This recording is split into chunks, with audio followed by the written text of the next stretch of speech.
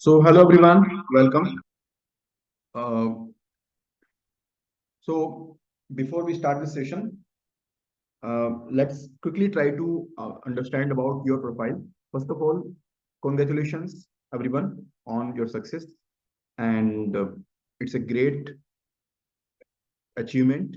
You have cleared your written exam. Now it's time to prepare for the interview. And let me share about my background, how we can help you in interview. I have appeared three times in the UPSC civil service exam interview, and I have been mentoring for this interview preparation for a long time. This year, AIR1, Aditya Srivastav, I am privileged to guide him for the interview. And there are at least 25 more people in the last couple of years who have benefited from the interview guidance given by me directly, either through mocks or through one-to-one interaction. And it's a great privilege for me to be here and you know help you in whatever we can help you. Okay. uh, Now after some time, Mr. Sanand Sharma, sorry, Sanand, he will be joining us, and he will be guiding you from his own experience. He has got, I think, highest marks in the interview. Saurabh Sanand, he will tell you what was his strategy, and then we will build upon that. Okay. So by that time, I will request you, please share about your background. I mean, are you a chartered accountant or a cost and management accountant, or you are appearing for are you preparing for the civil service exam or not appearing? How is your preparation? What are your questions? So Mr. Saurabh, he will be joining in 5 minutes.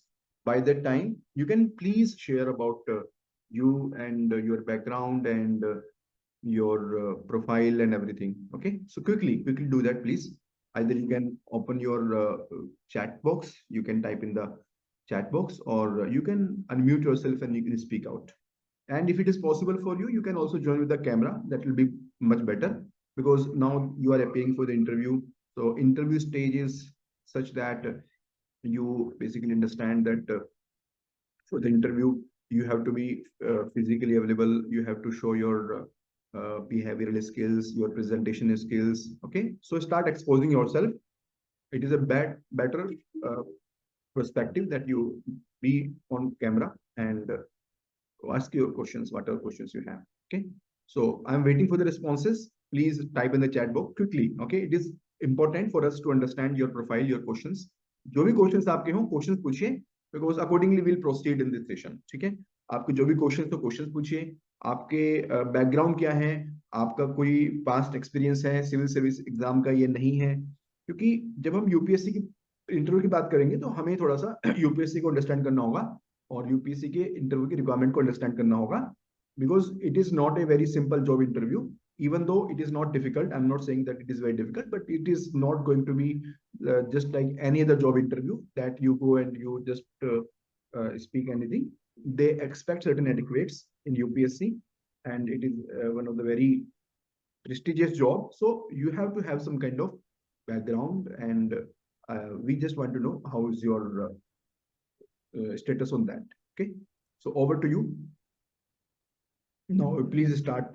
Whatever questions you have, you can type in the chat box, or whatever thing you want to share, you please share. Okay, let's make it interactive session, because anyways, interviews nothing. It is a personality test, right? It is not like someone is going to ask you and you're not going to speak. Hi Ramesh, I think you're not audible to me. Can you please check your camera? I mean your mic.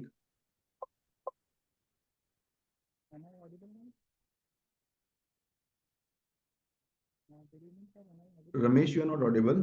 I think you're trying to speak. Anyone else, you can try meanwhile by the time he settles. Okay, okay.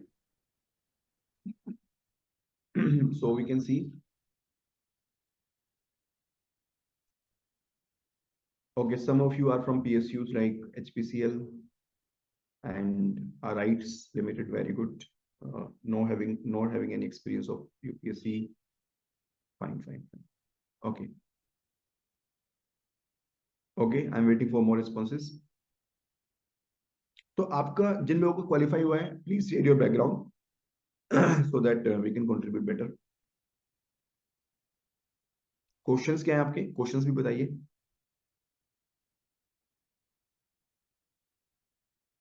Okay, very good. Sources of current affairs and general awareness, and up to how many months we should cover the current affairs. Shivam. Okay, Shivam. Again, everyone, please keep sharing. Do you have the UPSC background or not? Okay, that will also give us an idea. Okay, Purnami. Expected questions that will be asked in the interview. Okay. Preparation strategy and expected interview dates. Okay, very good. ठीक है। मतलब अभी जो questions आ रहे हैं वो ऐसे आ रहे हैं कि क्या स्ट्रेटजी होनी चाहिए, जनरल अवेयरनेस कहाँ से प्रिपरेशन करें, करंट अफेयर्स के लिए कैसे प्रिपरेशन करें, डेट्स क्या होंगी, working in PSU gross 1.3 lakh पर month, will it be prudent choice to join this service और not. Okay, very good question कि should I leave my present job और should I continue with the present job. तो काफी questions आपके हैं, it is good. Okay, further questions are expected. Proportion of static and current portions. Okay, fine, wonderful. ठीक है।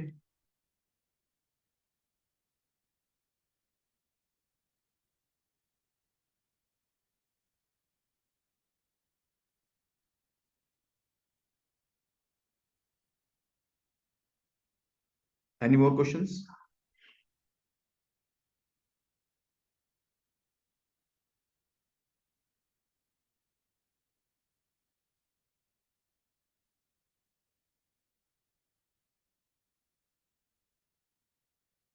Okay, importance of mock interviews, transcripts of previous interviews, expected number of panels. Okay, ठीक है, हम सबको answer करेंगे। Is accommodation provided along with HRA or SRA is not provided if accommodation is provided? वो तो definitely देखिए अंकित, इसमें तो सिंपल बात है कि कोई भी गवर्नमेंट डिपार्टमेंट में आपको एचआरए मिलेगा या तो अकोमोडेशन मिलेगी। ठीक है, दोनों चीजें तो नहीं मिल सकती हैं, वो तो पॉसिबल नहीं है किसी भी ऑर्गेनाइजेशन में, है ना। Chartered accountant working. Back to okay, 18 hours, doesn't appreciate problem.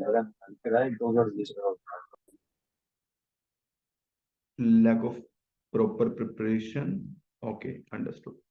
Vishwaranjan, work experience, what areas to cover for the interview? ठीक है, understood. फाइन फाइन, ठीक है। देखिए, फर्स्ट ऑफ ऑल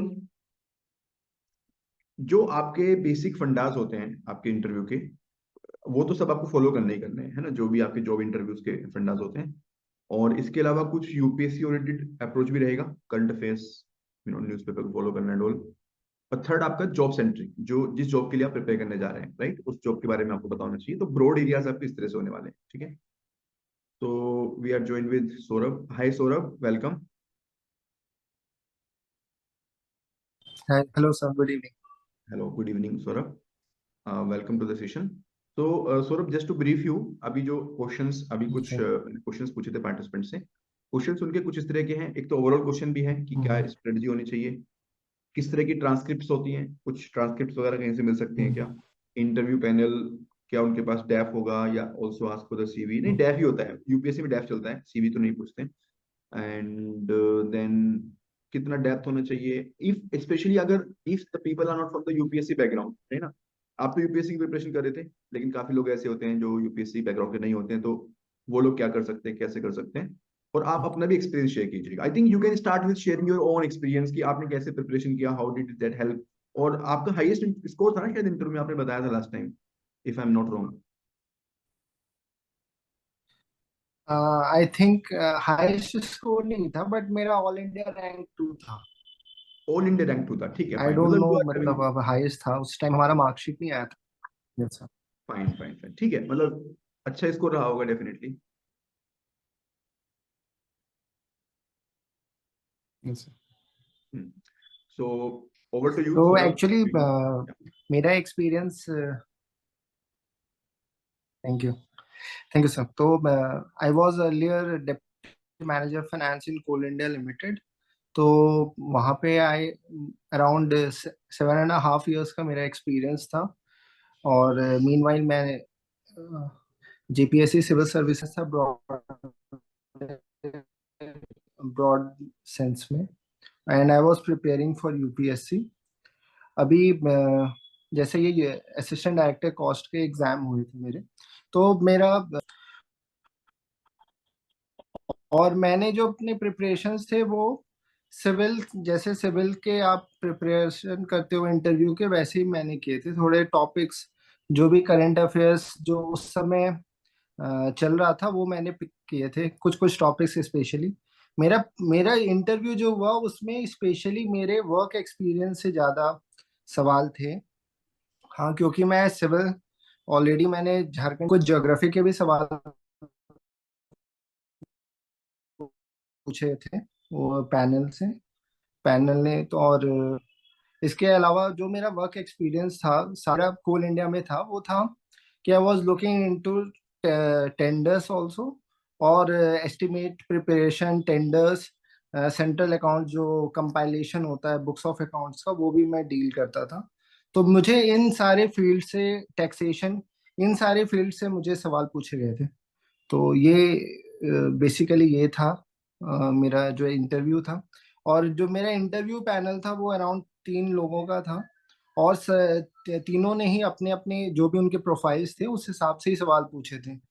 इंटरव्यू मैं फिर बोल रहा हूँ कि ये नॉलेज का गेम नहीं है, ये एटीट्यूड का गेम है, और आप कैसे प्रेजेंट करते हो चीजों को, उस पर उसका ये गेम है। देखना चाहते हैं कि आप बीइंग अ सिविल सर्वेंट क्या आप प्रेशर डील कर पाते हो। आप भले आपको अगर नहीं पता है कुछ भी चीजें, तो आप बोल दो कि मुझे नहीं पता है, sorry sir I don't know, ऐसे वहां ब्लफ नहीं करना है। वहां लगता है ये सही है तभी आपको बोलना है, और जो नहीं पता है उसमें बोल देना है कि हाँ मुझे नहीं पता है। लेकिन हाँ, आपका जो वर्क एक्सपीरियंस है, आप जिस भी कंपनी से आ रहे हो, जिस भी प्रोफाइल से आ रहे हो, वो आपका अच्छा होना चाहिए। स्पेशली ये जॉब आपसे डिमांड करता है कि आप अपने कोर एरियाज में अच्छे हों। अगर आप एस्टिमेट प्रिपरेशन टेंडर्स में पार्टिसिपेट करते हो तो वो पूछेंगे कि एस्टिमेट प्रिपरेशन कैसे होता है, जीएफआर रूल्स का क्या उसमें यूज है, जनरल फाइनेंशियल रूल्स होते हैं सिविल सर्विस में, और भी पीएसयूज भी फॉलो करती है उन्हें। तो वो पूछेंगे कि एस्टिमेट प्रिपरेशन कैसे होता है, कैसे आप लेबर रेट्स को यूज कर, रेट्स सीपीडब्ल्यूडी रेट्स होते हैं, ये आपको पता होने चाहिए। ये और जो भी बेसिक आपका वो अभी उस समय का करंट अफेयर्स हो, कोड अभी आ रहा है, उतना डीप में नहीं पूछेंगे, बट ऑब्वियसली आपको थोड़ा एक नॉलेज होना चाहिए चीजों की, कि आप आपसे अगर पैनल पूछे तो आप उसका आंसर दे पाए। सबसे बेसिक क्वेश्चन उठता है कि how to start, from way to start, है ना। जैसे आपसे ज्योग्राफी क्वेश्चंस पूछे थे तो आपने बताया था वहाँ पे कि I am a civil service aspirant. Yes. हाँ, मैंने बताया था कि I qualified for Jharkhand civil service है, ओके कि ओके। आपको थोड़ा जियोलॉजी का नॉलेज होना चाहिए, क्योंकि ये जो कोल इंडिया कंपनी है वो कोल, कैसे आप जैसे एक ओबीआर अकाउंटिंग होती है कोल सेक्टर में, स्पेशली ओवरबर्डन अकाउंटिंग। उसके लिए क्या होता है कि आप पहले मिट्टी हटाते हो फिर कोयला निकलता है। तो वो उसका आप कैसे किस तरीके से आप प्रपोजल्स इवैल्यूएट करते हो किसी भी माइनिंग एरियाज का, आपको पता होनी चाहिए। और बेसिकली अगर आप अपने किसी भी पीएसयू में हो, तो आप जब एस्टिमेट्स या प्रपोजल्स डील करते हो, तो ये आप बेसिक स्क्रूटनी आप करते ही हो बीइंग अ फाइनेंस गाय। तो अंडरस्टूड ये सारी चीजें अंडरस्टूड। हैं। आपके बैकग्राउंड से था, बिकॉज आई वाज वरीड कि अगर किसी का सिविल सर्विस बैकग्राउंड नहीं है तो उनको ज्योग्राफी पढ़नी पड़ेगी, है ना। सिविल सर्विसेज एस्पिरेंट के लिए तो हम्म। ठीक है, उनको तो पढ़ना ही होता है। और उस समय ये भी था ना। हाँ। सौरभ, आपका थोड़ा सा नेटवर्क कुछ बेटर हो सकता है क्या? Is there a possibility? Voice is breaking. Sir 1 minute में ट्राई करता हूँ, हाँ 1 minute. Sure, please take your time, take your time please. Hello, sir. Yes, please. Hello. Hello. Yes, people can ask the questions, जो भी questions आपके हैं in between. Sir, sir, if we are preparing for UPSC CSC, so we should reveal it to the interview panel or not? Whether there is any disadvantage of it? देखिए, ये तो मैं answer कर सकता हूँ. Basically ये depend करता है कि आपकी क्या अभी रिसेंट हिस्ट्री रही है. यानी कि अगर आप recently you are preparing for civil service and fully you are preparing for the civil services, आपने मे बी 1 साल 2 साल से जॉब ही नहीं की है, कुछ भी नहीं किया है, फिर तो बेटर है कि आप सिविल सर्विस को बता ही दो आप, क्योंकि है ना, otherwise it is difficult to justify कि आप क्या कर रहे थे. और सपोज आप वर्किंग भी हैं, आप वहां पर भी फुल टाइम जॉब में हैं एंड ऑल, और आप सिविल सर्विस के साथ में प्रिपरेशन कर रहे हैं, देन इट इज सब्जेक्टिव. फिर वो आपके ऊपर है कि आप उसको बताना चाहते हो कि नहीं बताना चाहते, है ना. Sir, because like I qualified in November 23 CA. Hmm, Then from there I am preparing for UPSC. अच्छा, ओके, आप जॉब वगैरह कुछ नहीं किए रिसेंटली, है ना. नहीं सर. हाँ, बता सकते हैं, कोई प्रॉब्लम नहीं है. देखिए, कोई भी चीज यहाँ पर बताना, वो कोई सही गलत या गुड बैड इंप्रेशन वाली बात नहीं होती, as long as you can justify that. अब वो क्या नेगेटिव इम्पैक्ट हो सकता है, सपोज वो आपसे क्वेश्चन पूछें कि अच्छा okay, if you are selected here, then will you still continue the preparation of civil services, then you can say sir I think I will not continue because it is a equally good job. और आपको justify करना पड़ेगा कि आप ये job join करके खुश हो. ऐसा नहीं होना चाहिए कि ये मेरी पार्किंग प्लेस है. अगर उनको लगा ना कि आप भाई ठीक है, आप सिविल सर्विस की प्रिपरेशन कर रहे हैं और आपके पास कोई ऑप्शन नहीं है, तो आप ये जॉब के लिए आपने अप्लाई कर दिया, सिलेक्शन के लिए आप आ गए हो, तो definitely they will not like it, क्योंकि फिर वो लॉयल्टी इशू आ जाता है कि यार ये यहाँ पे तैयारी करने के लिए आ रहा है, चाहे बाद में तैयारी कर लो आप जाके. लेकिन अगर आप अपफ्रंट बताओगे ना कि मैं तो तैयारी करता रहूंगा और मैं जॉब भी करूंगा ये वाली, तो शायद ना वो काफी वो हो जाता है, सब्जेक्टिव हो जाता है. कुछ लोग इसको लाइक करते हैं, कुछ लोग डिसलाइक करते हैं, तो थोड़ा रिस्की होता है. Getting my point. Yes sir. हाँ, तो आप फिर Hello. अगर आप ये बताएंगे कि मैं प्रिपरेशन कर रहा हूँ, तो फिर आपको ये भी जस्टिफाई करना पड़ेगा कि मैं ये सर्विस में, अगर मुझे आप अपॉइंट करते हैं तो मैं इसको ज्वाइन भी करूंगा और मैं कंटिन्यू भी करूंगा सर्विस. अदरवाइज ना they will not select you. ये मेरा असेसमेंट है, पर्सनल असेसमेंट है ये. क्योंकि मैंने एक आध इंटरव्यू में ऐसा किया था कि मैंने उनको बोल दिया था भाई मैं तो यहाँ पे आ रहा हूँ, क्योंकि मैं तो मैं श्योर नहीं होगी आई विल कंटिन्यू हियर और नॉट, बट उन्होंने सिलेक्ट नहीं किया मुझे वहां पे. ये एक जनरल टेंडेंसी है ना. कोई भी चीज सही गलत नहीं होती. कोई भी चीज जो भी मैं बोल रहा हूँ वो भी 100% ट्रू नहीं हो सकती, बट एक ट्रेंड हमें देखने को मिलता है इस तरह का. एक कॉमन सेंस भी कहता है कि अगर आप किसी जॉब में अप्लाई करने जा रहे हो, तो आपको पहले उस जॉब में डेडिकेशन दिखानी चाहिए कि मैं, अगर जॉब में आप सिलेक्ट करोगे तो then I will continue this job, है ना. Yes sir. Any other Sir, question. I have recently qualified my CMA final in February. Sir, are you audible or not? Hello. Yes, please continue. Sir, and I cleared the recruitment test, sir. But I CMA final, I take 10 attempts, sir. The, I stopped. Will it they give any adverse impact on my selection, sir? Okay, like you have cleared your exam and you are Yes. you are saying that you took 10 attempts for the CMA, है ना. CMA enter, sir. CMA final first attempt. हाँ, तो it will not, no it does not matter much. ये मेरे हिसाब से तो बहुत मैटर नहीं करता, as long as your score in the written Yes, in sir. I CMA final I scored 460 around the 462, sir.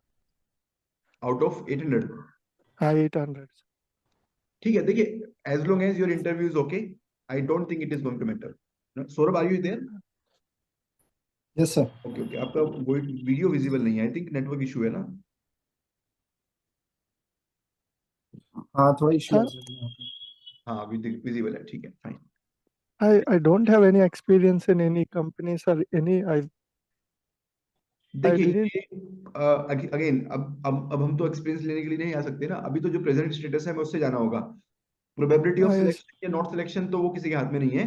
But अभी आप ये Uh, बोलो what should I do now, मुझे क्या yes. पढ़ के जाना चाहिए, उस पे काम करो. एक्सपीरियंस नहीं है वो सब छोड़ो, इंटरव्यू जाके देना है ना Yes, आपको. sir. सिलेक्शन करें I ना करें, will. That is their choice. Uh, okay, sir. So don't think what you don't have. You should think कि what I have, how will I justify that I deserve this job by virtue of whatever I am having, है ना? Okay, sir. Thanks. Yeah. Yes, Saurabh. Good evening Can you sir. please explain कि अगर किसी को preparation करनी हो, ठीक है? अच्छा, पहली बात तो ये कि आपका इंटरव्यू कितने दिन बाद हुआ था आफ्टर द रिजल्ट? काफी सिग्निफिकेंट टाइम हो गया था, क्योंकि बीच में CSC के भी इंटरव्यूज आ जाते हैं, तो यूपीएससी सीएससी के अगर इंटरव्यूज आ जाएंगे तो ऑब्वियसली वो डिले हो जाएगा, तो इसलिए डिले हो सकता है। अगर Right. हमारे टाइम में भी यही हुआ था कि सीएससी के इंटरव्यू के Result कारण आने डिले हुआ था। आपका अभी सिविल सर्विस का रिजल्ट आने वाला है, फिर एक बार स्टार्ट होंगे तो आई थिंक वो अप्रैल में जाके कंप्लीट होंगे, अप्रैल मई में। तो या तो अभी हो जाएगा दिसंबर में, एक चांस तो ये भी है, लेकिन अगर दिसंबर में होने होते तो इंटरव्यू के साथ ही लिख देते डेट को कि आपके दिसंबर में शेड्यूल्ड है। अदरवाइज तो फिर ये 6 मंथ के लिए कम से कम जाएगा, है ना? फाइन, ठीक है। अभी मतलब सपोज एक पर्सन है 1 मंथ और 2 मंथ, है ना, तो क्या क्या उनको रिसोर्स फॉलो करनी चाहिए? कुछ एक प्रैक्टिकल वे में अपनी तरफ से आप बताइए कि अगर आप इस इंटरव्यू के लिए प्रिपेयर करते हैं नेक्स्ट 2 मंथ के लिए, तो आपका क्या अप्रोच होता? And think of a person who is working already, आप भी वर्किंग थे उस टाइम पे, तो उस पॉइंट ऑफ व्यू से बताइए कि 2-3 घंटे अगर पढ़ने हैं daily basis पे, तो क्या अप्रोच होना चाहिए उसका? और 2 क्वेश्चन। अब अगर मैं एज एन एक्सपीरियंस बंदा अगर हूँ, अगर मैं ऑलरेडी वर्किंग कर रहा हूँ पीएसयू में, तो उसका आंसर अलग होगा। और मैं अभी रिसेंटली मैंने क्वालिफाई किया है और मेरा वैसा कुछ वर्क एक्सपीरियंस नहीं है, तो उसका अलग होगा। जैसे मेरा वर्क एक्सपीरियंस था, तो व्हाट आई डिड वाज कि मैं अपने कोर एरियाज पे मैंने फोकस किया, मैं क्या काम कर रहा हूँ। मेरा ये था कि क्योंकि ये जॉब स्पेशलाइज चार्टर्ड अकाउंटेंट या कॉस्ट अकाउंटेंट का है, तो स्पेशलाइज एरिया जैसे टैक्सेशन का है, अगर आप टैक्सेशन का काम कर रहे हो तो you should be fluent in वो जीएसटी के प्रोविजंस या इनकम टैक्स के प्रोविजंस, ये फ्लुएंसी होना चाहिए। सेम अगर आप कॉस्टिंग का काम कर रहे हो, कॉस्ट एंड बजट का काम कर रहे हो, तो देन उसके लिए फिर आप कॉस्टिंग का एस्टिमेट प्रिपेयर, कौन कौन से डिपार्टमेंट्स उसमें इन्वॉल्व होते हैं वो आपको देखना होगा। तो hello, Yes, audible. Yes, please continue. Am I audible sir? Yes, please continue. Hello. Yes, please continue. You are हाँ। audible.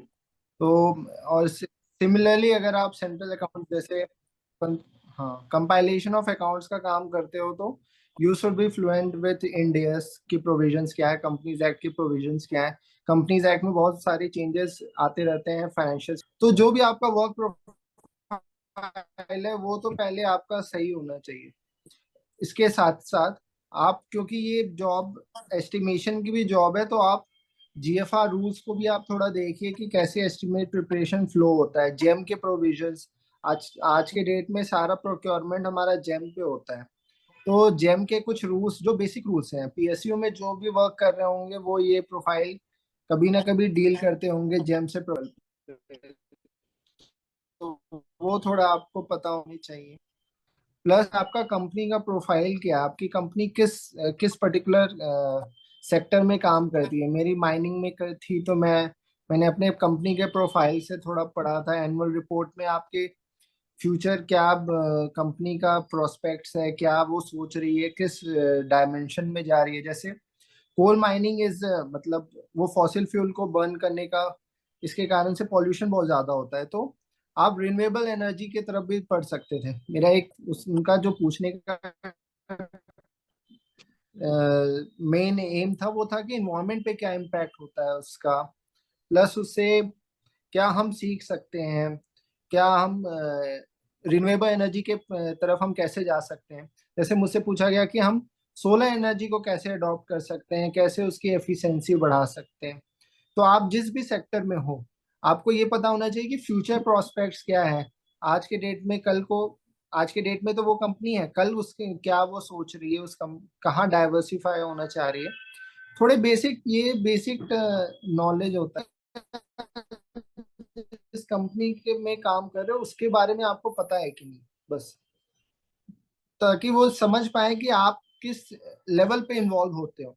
ये सब छोटी छोटी चीजें हैं जो दिखाती हैं कि आप अपने कंपनी में या सेक्टर में कितना ज्यादा आप इन्वॉल्व हो, कितना आप एक्सपीरियंस है आपका। बस अल्टीमेटली एक्सपीरियंस विल सो कि हाँ ये चीजें उनको, वो वहां पर आप जाकर के सिर्फ ये नहीं कि बुकिश नॉलेज ही बता रहे हो कि हाँ ये ऐसे फ्लो होता है, वो आपका एक्सपीरियंस देखना चाह रहे हैं कि आप कैसे वहां पे, अगर आप रियल लाइफ सिचुएशन में जब आप प्रपोजल्स, गवर्नमेंट प्रपोजल्स हैंडल करोगे तो आप कैसे उसको डील करोगे, क्योंकि वहां पे फिर आप थियोरेटिकल नॉलेज का एप्लीकेशन के साथ आपका प्रैक्टिकल नॉलेज का भी इस तरीके से आपको प्रिपेयर करना है। अगर आप एक्सपीरियंस हो, अगर आप आपका नया है, अभी आप उतने एक्सपीरियंस नहीं हो, आपके पास उतना एक्सपीरियंस नहीं है, देन इन दैट केस आपको, आपसे पूछेंगे वो इंडेक्स के सवाल पूछ लेंगे, या रिसेंटली आपने जो क्वालिफाई किया है वो प्रोविजंस पे ज्यादा फिर पूछेंगे कि ये प्रोविजन का बताओ क्या है,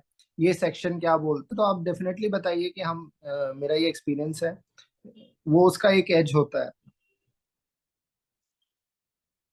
और अगर आप एक्सपीरियंस नहीं है आपका, तो आप देन इन दैट केस आप, आपने जो भी सीए फाइनल में पढ़ाई की है या सीएमए फाइनल में पढ़ाई की है, एक बार आप ब्रश अप कीजिए अपने आप को, ताकि वो अगर इन केस वो टेक्निकल सवाल पूछे तो आप आराम से उसके जवाब दे सकें। फाइन, मतलब देखिए यहाँ पर कि ये पॉइंट है कि एक तो आपका जो बैकग्राउंड है, सपोज आपने रिसेंटली 8-10 महीने कहीं काम किया है, तो उसको बहुत अच्छे से कर लीजिए, उसको have the full perspective of it. आप किसी अगर गवर्नमेंट जॉब में हैं तो अपनी मिनिस्ट्री की पूरी एनुअल रिपोर्ट पढ़ लीजिए, हर एक पर्सपेक्टिव से उसको पढ़ लीजिए। अगर आप प्राइवेट जॉब में हैं तो अपने सेक्टर को, कंपनी को, इंडस्ट्री को अच्छे से समझिए, अपने वर्किंग प्रोफाइल को अच्छे से समझिए। और अगर आप एक्सपीरियंस नहीं है आपका, तो अभी जो करंट डेवलपमेंट्स हैं उसको अच्छे से कीजिए। इसके अलावा जो भी बेसिक प्रोविजंस हैं किसी भी चीज के, जो भी स्पेशली जो सिलेबस के आपके हैं, जो सिलेबस आपका है ना, सिलेबस को आप बेस बना सकते हैं, क्योंकि सिलेबस भी काफी वाइडर सिलेबस है और सिलेबस के बेसिस पर ही क्वेश्चंस वो पूछ सकते हैं, उसको थोड़ा सा और डीप स्टडी कर सकते हैं। इसके अलावा करंट अफेयर्स आप कर सकते हैं। करंट अफेयर्स में आप कोई भी फाइनेंशियल न्यूज़पेपर फॉलो कर सकते हैं। अगर आप ऑलरेडी सिविल सर्विसेज के लिए प्रिपरेशन कर रहे हैं तो इकोनॉमी को अच्छे से फॉलो करें, इंडियन एक्सप्रेस को, एक्सप्लेन पेज को अच्छे से फॉलो करें, स्पेशली इकोनॉमिक इश्यूज को लेकर के। और अगर आप अदरवाइज भी करना चाहते हैं तो फाइनेंशियल न्यूज़पेपर जरूर फॉलो करें। कैपिटल मार्केट्स का क्या स्टेटस है, क्यों अभी markets volatile, ups and downs हो रहे हैं, एफआईआई का क्या स्टेटस है। और इसके अलावा जो पोस्ट अकाउंट, ये जो प्रोफाइल है, इस प्रोफाइल के बारे में भी अच्छे से समझिएगा। इनकी वेबसाइट पे जाकर के आप अच्छे से समझ लीजिए क्या प्रोफाइल है, जिस प्रोफाइल में आप जाना चाह रहे हैं। और कुछ आपके फंडामेंटल क्वेश्चंस भी होते हैं कि आप जैसे सपोज आपकी ऑलरेडी पीएसयू में जॉब है, तो हो सकता है कि आपकी सैलरी में हल्का फुल्का 10-20% डाउन भी आ सकता है, तो are you ready for that. और अगर सपोज आप डाउन में नहीं आ रहा है तो दे कैन आस्क यू कि अच्छा आपको इस जॉब में क्यों आना है। बेसिक क्वेश्चंस हैं, मतलब कॉमन सेंसिकल क्वेश्चंस है। तो Saurabh, will you also share your on some questions which you find difficult in your interview, कुछ ऐसे क्वेश्चंस जो आपको लगे थे कि अच्छे डिफिकल्ट क्वेश्चंस थे, या you would like to share some questions? Difficult नहीं, मैं क्वेश्चंस जो मुझे याद है मैं बता देता हूँ। जैसे मेरा एक्चुअली लास्ट इंटरव्यू था, हमारा जो बैच था उसमें मेरा सबसे लास्ट इंटरव्यू था। तो जो आपने एप्लीकेशन फॉर्म भरा है उसमें जो भी एक्सपीरियंसेस, आपके क्वालिफिकेशन, आपका जो एजुकेशनल बैकग्राउंड, जो भी आपने भरा है उसी से क्वेश्चंस वो पूछेंगे। अब इसमें जैसे मेरे से स्टार्ट किया था उन्होंने कि आप इंट्रोड्यूस योरसेल्फ, तो आप अपना नाम बताओगे, आपका क्या वर्क एक्सपीरियंस है, क्वालिफिकेशन है, वो आप बताएंगे। तो वहां से वो स्टार्ट करेंगे कि अब आपका ये वर्क एक्सपीरियंस है, आप अब आप बताइए ऐसा आपने क्यों नहीं ट्राई किया प्रैक्टिस में जाने का, rather देन आप जॉब क्यों, आपने क्यों प्रेफर किया, वो आप उसका आप एक वो जवाब आप सोच सकते हो कि आपका क्या एक्सपीरियंस है, आप क्या सोच रहे हो आगे लाइफ में। तो इस तरीके से वो सवाल आपसे पूछेंगे, प्लस आपसे आपके जॉब प्रोफाइल से रिलेटेड आपसे सवाल पूछेंगे। करंट कोई टॉपिक है, ऐसे इकोनॉमिक्स का कोई टॉपिक है, वो पूछ सकते हैं। अदानी वाला जो अभी इशू है वो काफी है, बर्निंग इशू है, कुछ भी ऐसा, कुछ भी उस टाइम जो भी इश्यूज हो सकते हैं कि कैसे आप इसको देखते हो। फिर आपसे ये पूछ सकते हैं कि आप अपने अपने आप को इस सर्विस में कहाँ देखते हो, क्यों आप ज्वाइन करना चाहते हो, किस तरीके से आप सोच रहे हो, वो बेसिकली आपका माइंडसेट देखना चाह रहे हैं कि आप इस जॉब के लिए सुटेबल हो कि नहीं, और आप कंटिन्यू करना चाहते हो कि नहीं इस जॉब में। मेरे से पूछा था कि आप क्या बनना चाहते हो, तो मैंने बोला था कि अभी sir I want to be, मतलब मेरा उस समय था कि I just want to become chief adviser cost, ऐसे मैंने बोला था कि हाँ मुझे इस रैंक में पहुंचना। तो वो बेसिकली आपका वो माइंडसेट देखना चाह रहे हैं, और इतना ज्यादा आपको टेंशन नहीं लेना है। आप ऑलरेडी आपने ये एग्जाम क्वालिफाई किया रिटर्न, तो ऑलरेडी आप ऑलरेडी पढ़ चुके हो वो चीजें। बस आपको क्या करना है, कामली कुछ भी सवाल पूछे आपको कामली जवाब देना है, जरा सा भी पैनिक नहीं करना है। अगर नहीं कोई सवाल आ रहा है ठीक है, ऑब्वियसली मुझे नहीं आ रहा, आप जरूरी नहीं कि सारे सवाल के जवाब आपको आए। कुछ आप रिलेटेड माइंड से रिलेटेड मेरे से सवाल पूछे थे जो ऑब्वियसली मेरे सेक्टर से रिलेटेड था। आपका कुछ अलग एक्सपीरियंस हो सकता है, तो ऑब्वियसली सवाल उस तरीके से भी होंगे। प्लस क्या है, पैनलिस्ट पर भी ये डिपेंड करता है कि वो आपसे कैसे सवाल पूछे, उनका क्या बैकग्राउंड है। मेरे केस में जैसे चीफ इकोनॉमिक इंटरव्यू बोर्ड के, तो उस हिसाब से सवाल थे। आपके बहुत सारे मेरे जो कलीग्स हैं उनके जो पैनल में थे, जो चेयरमैन या मेंबर्स थे, वो अलग अलग बैकग्राउंड के थे, क्योंकि यूपीएससी का जो बोर्ड होता है वो काफी डाइवर्सिफाइड प्रोफाइल से होता है। तो उनका अपना एक अलग सोचने का तरीका होता है, और सिलेक्शन का तरीका होता है। तो उस तरीके से आपको प्रिपेयर करना है। आपको करंट अफेयर्स थोड़े थोड़े, बहुत ज्यादा नहीं कि अब एक साल अगर आप यूपीएससी सीएससी सिविल सर्विसेज की तैयारी कर रहे हो, तो ऑब्वियसली आप वो ब्रशन अप कर सकते हो लास्ट 1 ईयर के करंट अफेयर्स। अदरवाइज जो न्यूज में आ रहा है, आपको बेसिक नॉलेज होना चाहिए उस टॉपिक का। बहुत ज्यादा डीप एंड लर्निंग नहीं चाहिए आपको, हाँ, लेकिन आपको अपने कोर सब्जेक्ट्स पे कंट्रोल कमांड होना चाहिए, कि आपसे अगर पूछे कोई भी टॉपिक का, तो आप उसमें घबराएं नहीं, क्योंकि ये यही आपका कोर सब्जेक्ट है। एक चार्टर्ड अकाउंटेंट या कॉस्ट अकाउंटेंट से अगर कोई सवाल पूछे एसएफएम का या कॉस्टिंग का, तो उसे आना चाहिए। बहुत टेक्निकल सवाल नहीं पूछेंगे, लेकिन जेनरिक सवाल पूछेंगे, वो आपको आना चाहिए। राइट। और देखिए इसके लिए अब हम क्या करेंगे कि एक तो आपको कुछ क्वेश्चन आंसर्स भी प्रोवाइड करेंगे। आपको जो टेलीग्राम चैनल बनाया गया है, जिन लोगों ने हमें अपने बेसिकली एडमिट कार्ड वगैरह शेयर किए ना, तो उनके लिए हमने टेलीग्राम चैनल भी बनाया है। आपको टेलीग्राम चैनल पे हम regularly we will share current affairs with you, क्योंकि अभी सिविल सर्विसेज के इंटरव्यू भी आ रहे हैं, तो सिविल सर्विसेज के इंटरव्यू भी हम अच्छे से प्रिपरेशन कराते हैं। इसके अलावा आपके लिए हम जो भी कुछ इंपॉर्टेंट क्वेश्चन आंसर्स हैं वो भी हम प्रिपेयर कर रहे हैं, और आप भी अपनी तरफ से प्रिपेयर करते रहिए, ठीक है। और इसके अलावा हम मॉक इंटरव्यूज भी लेंगे आपके over a period of time ना। एक बार आपका शेड्यूल थोड़ा सा क्लैरिटी आ जाए, फिर हम आपके मॉक इंटरव्यूज भी लेना स्टार्ट करेंगे, और सफिशिएंट प्रैक्टिस हो जाएगी। You will get to know क्या है कैसे है। अभी आपको बस ये है कि फ्लो में रहना है, मस्त रहना है। अल्टीमेटली आपको कॉन्फिडेंस मैटर करता है। और न्यूज़पेपर जरूर फॉलो कीजिए, जैसे अभी सौरभ ने बताया अदानी के न्यूज है वो काफी चल रहा है ना। और जो आपके मेजर इश्यूज भी है ना जो न्यूज़पेपर में हैं, जैसे भी रिसेंटली महाराष्ट्र इलेक्शंस हुए थे, उसको भी थोड़ा फॉलो कीजिए। क्योंकि देखिए आप अगर अल्टीमेटली गवर्नमेंट के अंदर काम कर रहे होगे, even though it is a specialist job, but फिर भी आपको एक आइडिया होना चाहिए। आई एम नॉट सेइंग कि आप उसको जाके डीप डीप डाउन एनालिसिस करो, लेकिन सपोज आपसे क्वेश्चन पूछा जाए कि महाराष्ट्र में अभी जो गवर्नमेंट बनी है, सॉरी अभी जो इलेक्शंस हुए हैं, तो आपको क्या लगता है कि चीफ मिनिस्टर किसको बनना चाहिए?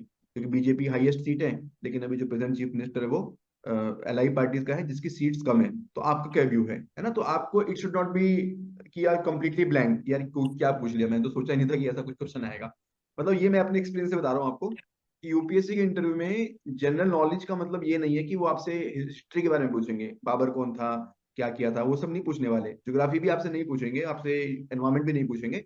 लेकिन करंट अफेयर में अगर कुछ है तो आपको बेसिक नॉलेज होनी चाहिए। यू शुड नॉट से कि नहीं सर मुझे तो नहीं पता क्या हुआ था महाराष्ट्र इलेक्शन में, है ना। आपको एक बेसिक आइडिया तो होना ही चाहिए। और फाइनेंशियल चीजों में फॉर एग्जाम्पल अदानी का इशू है, तो वहां पे तो क्रिस्टल क्लैरिटी होनी चाहिए आपको कि अदानी के केस में क्या इंडिक्टमेंट हुआ है, क्या उनका ब्राइबरी वाला इशू है, और अदानी वाले केस में हिडनबर्ग का क्या रोल रोल है, तो वो सब चीजों पे इश्यूज पे हम आपको थोड़ा प्रिपेयर कराएंगे, ठीक है। थोड़ा समय दीजिए, थोड़ी क्लैरिटी आनी स्टार्ट होगी आपकी शेड्यूल के बारे में ना, तो वो सब इश्यूज मेरे ऊपर छोड़ दीजिए, वो उसकी हम क्लैरिटी आपको दे देंगे, ठीक है। एक क्वेश्चन आया है कि कितना टाइम मिलता है इंटरव्यू शेड्यूल आने के बाद में। इंटरव्यू शेड्यूल आने के बाद में I think it takes 2 to 3 weeks तो कम से कम मिलता ही है मिनिमम, किसी भी शेड्यूल में, है ना। और सौरभ आई थिंक 1 week में कंप्लीट हो जाएंगे इंटरव्यूज ये, 1 week में टाइम, 1 week में हो जाएगा पूरा इनका इंटरव्यू का पूरा कंप्लीट शेड्यूल।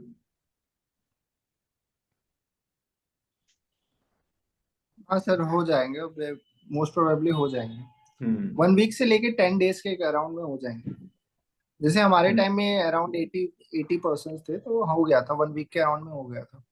फाइन। 2 शिफ्ट में होता है, तो वो हो जाएगा 1 वीक अच्छा, में। उनके पास में क्या डॉक्यूमेंट होता है आपके बारे में, कौन सी जानकारी होती है, डैफ, एप्लीकेशन फॉर्म, क्या होता है, like what should be the base. कुछ क्वेरीज ऐसी भी आई है मेरे पास अभी स्टूडेंट्स की। एप्लीकेशन फॉर्म होता है जो आपने इनिशियली जो आपने एप्लीकेशन फॉर्म भरा है, उसमें आपने अपने एजुकेशनल क्वालिफिकेशंस दिए होंगे, प्रोफेशनल एक्सपीरियंस वाला दिया होगा, तो वो उससे ही पूछेंगे वो। राइट प्लस अगर आप राइट राइट। बोलते, मतलब जब आपसे इंटरेक्ट करेंगे ऑब्वियसली आपसे पूछेंगे, और आप उस समय क्या बोलते हो, कुछ भी एक्स्ट्रा। क्योंकि क्या होता है कि आपने जब एप्लीकेशन फॉर्म भरा और अभी के बीच में कुछ गैप हो सकता है, उसमें बीच में आपने कुछ और तैयारी की, आपको कुछ अवार्ड मिला आपकी कंपनी के द्वारा, ये सब चीजें आप बता सकते हो। कुछ भी जो अच्छी बातें हैं अपने बारे में, वो आप उस समय उसे विथहोल्ड मत करना, उसे बताना कि हाँ, मुझे ये पर्टिकुलर अवार्ड मिला है इस पर्टिकुलर चीज के लिए, या मुझे ये अप्रिसिएशन लेटर मिला है अपनी कंपनी के द्वारा। इस टाइप के ना आपको ये पॉइंट्स अपने लिए स्कोर करने हैं। प्लस अगर आप ये सिविल सर्विस की तैयारी कर रहे हैं, इन केस आप कर रहे हो, आप तो आप बता सकते हो कि हाँ, मैं अभी अपने जॉब के साथ भी तैयारी कर रहा था, इस टाइप का। तो ये आप पे डिपेंड करता है, आपको वहाँ पे अपने अपने बारे में ये दिखाना है कि मैं सिर्फ यहाँ, मैं मेरा एक फेज ही नहीं है लाइफ का, मेरा और भी फेजेस है, और भी फेसेस है मेरे लाइफ के। तो वो चीज आपको दिखाने है कि मैं मल्टी डायनामिक पर्सन हूँ, इस टाइप का। तो वो एक अच्छी बात है, अगर आप दिखा सको, बता सको, मतलब बुक रीड कर रहा हूँ, इस टाइप का कुछ भी आपने एक्स्ट्रा करिकुलर एक्टिविटी अगर आप कर रहे हो, ये सब चीजें अच्छी बात है अगर अपने पर्सनालिटी को इन्हांस करने के लिए।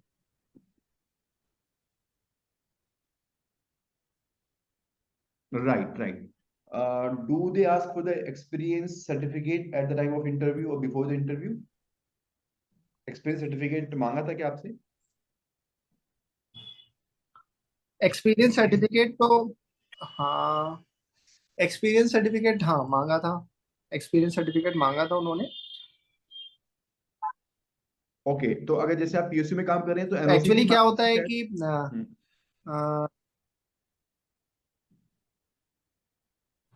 नहीं, ये सारे डॉक्यूमेंट करके रखनी है। एनओसी क्या होता कि आपने जब अप्लाई किया था, आपने उसी टाइम इंटीमेट किया होगा अपने अपने एम्प्लॉयर को। एक्सपीरियंस सर्टिफिकेट भी क्या है, मुझे जितना याद है, एक्चुअली यूपीएससी में वो चेक नहीं हुआ था हमारा एक्सपीरियंस सर्टिफिकेट। सिलेक्शन के बाद हमारा एक्सपीरियंस सर्टिफिकेट फिर मिनिस्ट्री ऑफ फाइनेंस में चेक हुआ था। तो आई थिंक उस टाइम हमने सबमिट नहीं किया था। उस टाइम हमने सिर्फ अपने जो एजुकेशनल क्वालिफिकेशन और हमारा मतलब सीए का क्वालिफिकेशन, सीए की डिग्री, ये डॉक्टर एक्सपीरियंस और एनओसी वाला चेक हुआ। राइट। नॉर्मली यूपीएससी में कोई इंटरव्यू सर्टिफिकेट नहीं मांगा, और एनओसी, एक्सपीरियंस नहीं मांगते वो। हाँ, बाद हाँ में वो हाँ, चेक करते हैं, एक्सपीरियंस बाद में वो सर्टिफिकेट चेक नहीं करते हैं कि मांगते। जो आपने फिलअप और किया था वो हाँ, ठीक है।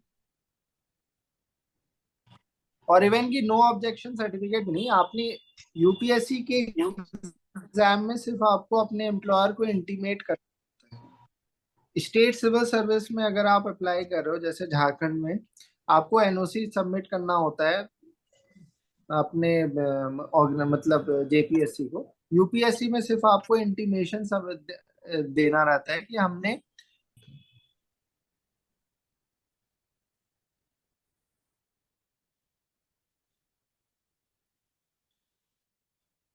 Hello. Hello. Yes, you're audible audible. Good evening sir. Sir मेरा एक डाउट था कि जैसे एप्लीकेशन फॉर्म फिल करते टाइम अगर मैंने एक्सपीरियंस नहीं बताया है अपना वर्किंग एक्सपीरियंस, तो वो बाद में इंटरव्यू के टाइम पे शेयर मतलब बता सकते हैं हम लोग ने कि यहाँ यहाँ वर्क किया है, बट मेरे एप्लीकेशन फॉर्म में नहीं लिख पाया था मैं। क्या रीजन था? मेरे पास वही एक्सपीरियंस सर्टिफिकेट जो फॉर्मेट दिया हुआ था वो नहीं था हाँ, उस अगर समय देखो मेरे पास।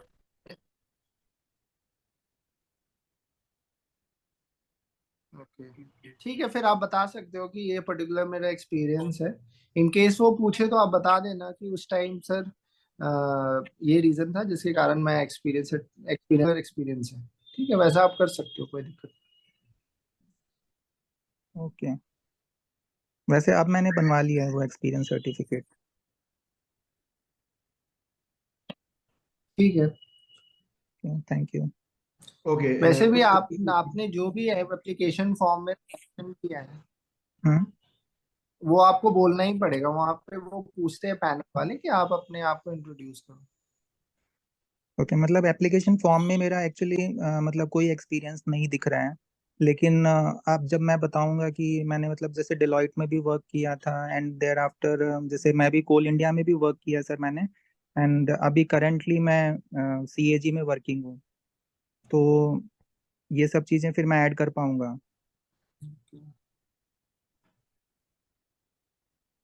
हाँ, आप वहाँ पे एक्सपीरियंस अपना बता सकते हो, नो इश्यूज। ओके, अपना थैंक एक्सपीरियंस यू। बताइए, अच्छा रहेगा। रमेश ना, आपका तो काफी अच्छा प्रोफाइल है।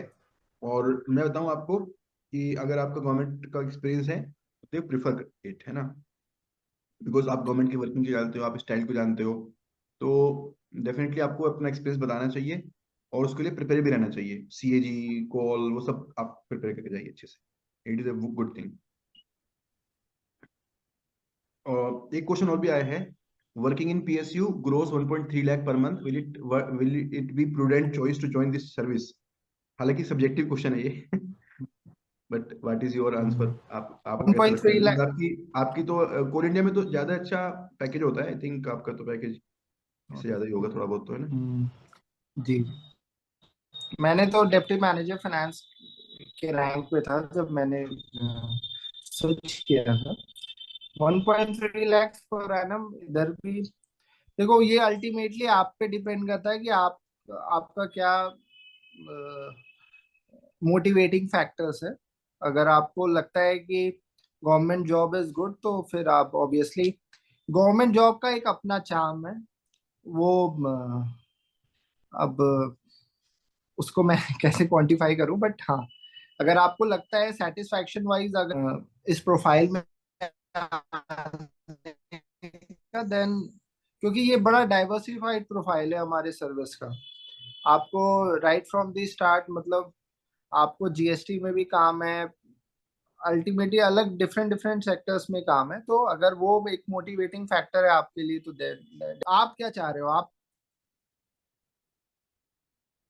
इन केस आप चाह रहे हो कि पैसा उस टाइप का है तो आई थिंक जब आपने अप्लाई किया था उसी समय माइंड बना लिया होगा कि कोई भी ये जॉब है लेवल 10 की, इसकी एक डिफाइंड सैलरी है और वो उसी हिसाब से चलता है। Hello, hello, yes, you're audible. Hello. हाँ सर, सर मुझे ये भी पूछना था जैसे ओके, तो सर वही है।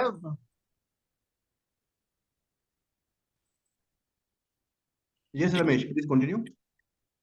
सर जैसे इस प्रोफाइल में वर्क प्रेशर एंड ट्रैवलिंग कितनी रहती है, ये सर से अगर पता चल जाए तो अच्छा रहेगा।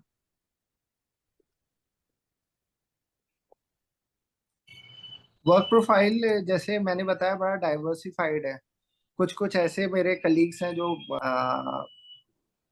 तो अल्टीमेटली वो डिपेंड करता है कि आपको क्या प्रोफाइल मिल रहा है, आप किस तरीके से हो। गवर्नमेंट में एक गवर्नमेंट आप चाहे किसी भी डिपार्टमेंट में काम करो, किसी भी सर्विस में काम करो, आपको एक ऐसे फेजेस लाइफ में आएंगे जहाँ पे एक टाइम में आपके पास इतना काम होगा कि आपको टाइम नहीं मिलेगा अपनी फ्री रहोगे, थोड़ा सा लीनियंट रहोगे। नॉर्मली आपको फैमिली टाइम के लिए सफिशिएंट समय मिलेगा। कुछ कुछ ऐसे प्रोफाइल्स हैं जहाँ पे हाँ वो काफी काम है, वो थोड़े से टफ है, बट ठीक है वैसा। इवन कि अगर आप पीएसयू में भी हो, किसी भी जॉब प्रोफाइल में हो, तो वो होता ही है कि कभी कभी आपके पास किसी किसी मंथ्स में या किसी किसी पीरियड में बहुत ज्यादा काम आ जाता है, तो वो तो ठीक है। और बट सर नॉर्मली काम ठीक रहता है, वैसा बहुत ज्यादा प्रेशर नहीं रहता। इसमें सर टूरिंग भी होती है क्या? टूरिंग एंड ट्रैवलिंग जैसे कहीं, या जहाँ आप पोस्टेड हो वहीं पे ही विद इन मतलब ऑफिस का जॉब है? ऑब्वियसली अगर आप, नहीं नहीं ऐसा नहीं है। हाँ, मोस्ट ऑफ द प्रोफाइल्स में अगर आप मिनिस्ट्री, अगर मिनिस्ट्री से ही अगर आपको कहीं पे जाना हो, कोई रिपोर्ट के लिए जाना हो, कहीं विजिट करना हो, तो वो ऑब्वियसली वो हो सकता है। बट अगर आप मिनिस्ट्री में पोस्टेड हो तो फिर वैसा ही रहता है। और ये किसी भी गवर्नमेंट डिपार्टमेंट में अगर आप हो, अगर रिक्वायरमेंट होगी आपको ट्रैवल के लिए या ऑडिट्स के लिए, इस टाइप के होंगे, तब आपको जो अपॉर्चुनिटी मिलेगी जाने की। तो वो डिपेंड करता है आपको कौन सा प्रोफाइल अलॉट हुआ है उस पे, Okay. लेकिन आई क्योंकि थिंक ये एवरी मल्टीपल मिनिस्ट्रीज में काम है या मल्टीपल डिपार्टमेंट्स में काम है, तो आई थिंक एवरी 3 ईयर आपकी प्रोफाइल भी चेंज हो जाती है, तो ऐसा भी नहीं है कि you are held up in one profile for long time. आपको एक्सपोजर भी अच्छा मिल जाता है, तो वर्क बिल्कुल। प्रोफाइल तो मतलब काफी थ्रू आउट द लाइफ अगर आप, अगर आपका 30-35 ईयर्स का टेन्योर है, तो ऐसा बहुत टाइम होगा कि आप 7 to 8 या 9-10 प्रोफाइल्स में आप काम करो। तो ये नहीं सोचना है कि हमें ट्रैवल, वो तो ऑब्वियसली पर्क्स हैं जो मिलते हैं आपको जॉब के साथ। मुझे तो लगता है कि काफी अच्छी सर्विस है in terms of profile, because profile में जहाँ तक बात करें, बहुत सारी इंडस्ट्रीज कवर्ड अप होती हैं इसमें। और आजकल तो डेपुटेशन काफी अच्छा हो गया है, मैं देख रहा हूँ कई हम्म, लोग मेरे हम्म, नेटवर्क में हैं जो डेपुटेशन पे जा रहे हैं, और मतलब you are at par with IAS officers at many times, है ना। तो वही चीज है जो आप बता रहे थे, चार्म वाली बात, कि अगर वो अट्रैक्ट करती है तो इट इज गुड इनफ, कोई सोचने वाली बात ही नहीं है। मतलब मैं तो कहता हूँ कि एक बार आप पहले क्लियर कर लो, बाद में सोच लेना कि ज्वाइन करना है कि नहीं करना है। अभी इस चक्कर में मत पड़ो, अभी तो प्रिपेयर करो, है ना, क्योंकि आपने एग्जाम दिया तो आपने ऑलरेडी मेहनत कर चुके हो। इंटरव्यू में तो उससे कम ही मेहनत है, एक्सपोजर भी आपको, नहीं एक्चुअली, सिलेक्शन जाएगा, उसके बाद डिसाइड कर लेना कि जाना है कि नहीं जाना है। Why to think about it now. वो वर्क प्रोफाइल चीजें जो है वो एक्चुअली यूपीएससी से, डेफिनेटली आपको। हम्म। तो टॉप टॉप अगर टॉप सर्विसेज को आप देखो, उसके अलावा बाकी सर्विसेज जैसी भी हैं, वो ये सर्विस बड़ा उस मायने में बड़ा अच्छा है कि इसमें डाइवर्सिफाइड जॉब एक्सपीरियंस है, और ये आपका कोर सब्जेक्ट है जो आप काम करोगे। बाकी क्या होते हैं कि जनरलिस्ट में फिर वो फिट होते हैं उस पर्टिकुलर सर्विस में। ये सर्विस एक मतलब सीए सीएमए के लिए सोच के बनी हुई है, तो ये सबसे बड़ा एडवांटेज है इसके लिए। और जब भी आप किसी भी मिनिस्ट्री में जाते हो, किसी भी डिपार्टमेंट में जाते हो, तो एक टैग, सीए का टैग हमेशा आपके साथ रहता है कि ये पर्टिकुलर बंदा एक चार्टर्ड अकाउंटेंट है। वो एक अलग ही एज है। तो बिल्कुल, डेफिनेटली। मतलब अगर मान लो कोई सिविल अकाउंट सर्विस में सिलेक्ट हुआ और वो आर्ट्स बैकग्राउंड से है, वर्सेस कोई सीए है जो एक कॉस्ट अकाउंटिंग सर्विस से आ रहा है, तो प्रिफर्ड तो कॉस्ट सर्विस वाला ही होगा, क्योंकि सीए है वो। तो आपकी डोमेन नॉलेज भी आपके पास में है, आपकी सर्विस भी उसी चीज को लेकर के बनी हुई है। एक्सपोजर वाइज तो it is I think going to be wonderful. और अभी पर्क्स वाइज तो चिंता मत करो यार, आईएएस के बराबर पर्क्स होते हैं, और क्या चाहिए आपको। अब वो गाड़ी घोड़ा तो आईएएस को भी कुछ ही टाइम के लिए मिलता है ना। जब वो डीएम एसडीएम होता है उसके बाद तो उसको भी सेक्रेटरीट में बैठना होता है, आपको तो फिर भी दिल्ली में रहना है। पोस्टिंग भी मोस्टली दिल्ली विल्ली में मिल जाती है। तो मेरे हिसाब से अगर आप सोच भी रहे हो ना सर्विस के बारे में, तो गो हेड फॉर इट, क्योंकि आपको कुछ ना कुछ तो उसमें अट्रैक्ट करता ही है ऑलरेडी, है ना, इतना नहीं तो। लेकिन अब ये सोच करके नहीं आना है कि ये आईएएस इक्वल करके है या आईपीएस से है, क्योंकि वो टॉप टॉप जो 3-4 सर्विसेज है ना, वो एक क्रीमी लेयर है, वो एकदम अलग है। हम्म। और ये सोच करके आप बिल्कुल नहीं सोच सकते, क्योंकि यूपीएससी सिविल सर्विस भी जब आप कर रहे हो, तो टॉप के 3-4 सर्विसेज मिलना बहुत बड़ा लक वाली बात है। और बिल्कुल। वो तो ऑब्वियसली फिर ये सोच करके नहीं आना है कि ये आईएएस, मैं इस जॉब में आकर के आईएएस बन जाऊंगा, इस टाइप का ये नहीं सोचना है। हाँ, नहीं ये नहीं, सोचना आईएएस है भी कि बने। हाँ, जो अलाइड सर्विसेज है उनसे पैरेलल आप कर सकते हो, मतलब जितना मेरे हिसाब से इसमें एफर्ट और रिवार्ड रेशियो काफी ज्यादा है as compared to allied services, क्योंकि अलाइड सर्विसेज में सिलेक्शन होना भी बड़ी बात होती है, और यहाँ पर आपका अपनी डोमेन में आपने, मतलब अभी तो मुझे लग रहा है कि सर्विस आगे जाकर के एग्जाम वगैरह डिफिकल्ट कर देंगे ये लोग ना, इंजीनियरिंग सर्विस वगैरह के जो एग्जाम्स होते हैं आप देखो। बिल्कुल बिल्कुल। अभी रिसेंटली एक हमारी बात भी हो रही थी हाँ। क्योंकि क्या था ना, अभी तक इस सर्विस का एक्सपोजर नहीं था। इवन कि जब मैंने अप्लाई किया था, हमें इस सर्विस के बारे में नहीं पता था। हमारे भी सीनियर्स, किसी को पता ही नहीं था। लेकिन जैसे जैसे ट्रैक्शन बढ़ेगा ना इस सर्विस का, और जैसे जैसे मतलब ऑब्वियसली अगर आप सोच रहे हो कि इंडिया की जीडीपी एक सिग्निफिकेंट स्टेप लेगी, तो चार्टर्ड अकाउंटेंट्स या कॉस्ट अकाउंटेंट्स का रोल काफी सिग्निफिकेंट हो जाता है, क्योंकि वो एक्सपर्ट एडवाइस जो चाहिए वो आप ही दे सकते हो। अभी एक्चुअल में जो गवर्नमेंट है ना, टेक्नोक्रेट्स को ढूंढ रही है, क्योंकि टेक्नोक्रेट ही जो है ना वो स्पेशलाइज नॉलेज दे सकते हैं, डिसीजन मेकिंग में एक्सपर्ट एडवाइस दे सकते हैं। तो आईएएस ऑफिसर तो उनके पास में है ही जिनको ग्राउंड का एक्सपोजर है, लेकिन जो लोग टेक्निकली फाइल के अंदर काम कर सकते हैं उनको ऐसे लोग चाहिए। इसलिए आप देखो आज के समय में, अभी मैं एक रिपोर्ट पढ़ रहा था, जॉइंट सेक्रेटरी हो ना वो मोस्टली नॉन आईएएस हैं, अलाइड सर्विसेज से हैं। तो उसका रीजन यही है कि यार वो लोग एक्स्ट्रा काम कर सकते हैं, उनकी एक्सपर्ट एक्स्ट्रा नॉलेज है। तो उस पॉइंट ऑफ व्यू से अगर आपको एक रीजनेबल सैलरी में लाइफ गुजारने की वो है तो कोई चिंता वाली बात नहीं है। अगर आपको ये है कि भाई मुझे लेविश लाइफ जीनी है, पैसे वैसे चाहिए लाइफ में, बड़ा लग्जरी गाड़ी में घूमना है, तो फिर उस सर्विस में आने की जरूरत नहीं है, क्योंकि वैसी चीज गवर्नमेंट में कहीं भी नहीं मिलती, आईएएस को भी नहीं मिलती है ना। लग्जरी कहीं भी नहीं है गवर्नमेंट में, एक अच्छी शान शौकत है, इज्जत है, एक रिस्पेक्ट है, लेकिन लग्जरी नहीं है। लग्जरी तो वो, मतलब आप वो वाली लग्जरी मत ढूंढिए। चलिए कुछ इंटरव्यूज के वाले क्वेश्चंस और भी ले लेते हैं। एवरेज ड्यूरेशन ऑफ इंटरव्यू तो 20-25 मिनट के इंटरव्यूज होते हैं यूपीएससी के, वही यहाँ पे भी होगा। मैं हाँ, बिल्कुल। Which city will be posted, अच्छा पोस्टिंग के बारे में क्या है इसमें सौरभ, लाइक अगर दिल्ली के लोग हैं उनके लिए, दिल्ली के बाहर के लोग हैं, पोस्टिंग तो आसानी से मिल जाती है दिल्ली में। हाँ, मैं मैक्सिमम पोस्ट हमारे दिल्ली में ही है, बट हाँ, ऑल ओवर इंडिया जैसे जीएसटी के पोस्ट हैं, तो वो हो गया। प्लस क्या है कि हमारे ओपीएम एंड एल्कोलॉइड फैक्ट्रीज की भी पोस्ट है, गाजीपुर में और नीमच में। कोलकाता में कुछ हमारे पोस्ट हैं, मुंबई में है। तो इस तरीके से है। बाकी आप अगर आपको पोस्ट मतलब किसी को भी देखना है, तो आप cost, office of chief adviser cost, उसमें हमारा सिविल लिस्ट है, सिविल लिस्ट। उसमें आप देख सकते हो कि किस किस डाइवर्सिफाइड प्रोफाइल में हमारे सारे ऑफिसर्स हैं। उसमें आपको सब दिख जाएगा कि कौन से मिनिस्ट्रीज में लोग पोस्टेड है, कहाँ पे हैं, कौन से डिपार्टमेंट में है, किस लोकेशन में। वो प्रॉपर सारे ऑफिसर्स का वो बना हुआ है। तो सिविल लिस्ट से आप आप ये जीएसटी चीज में भी देख आपकी सकते पोस्टिंग होती है, जीएसटी में, इनकम टैक्स में, कॉर्पोरेट लॉ में, सब जगह पोस्टिंग होती है। हो, एसएफआईओ में, ये सब जगह होती एसएफआई है, में। सीबीआई में, ये सब जगह होती है। मतलब अच्छा है, मतलब एक्सपोजर वाइज अगर गवर्नमेंट का कुछ थोड़ा चार्म है, गवर्नमेंट में वर्किंग करने का इंटरेस्ट है, तो एक्सपोजर वाइज तो it is very good exposure.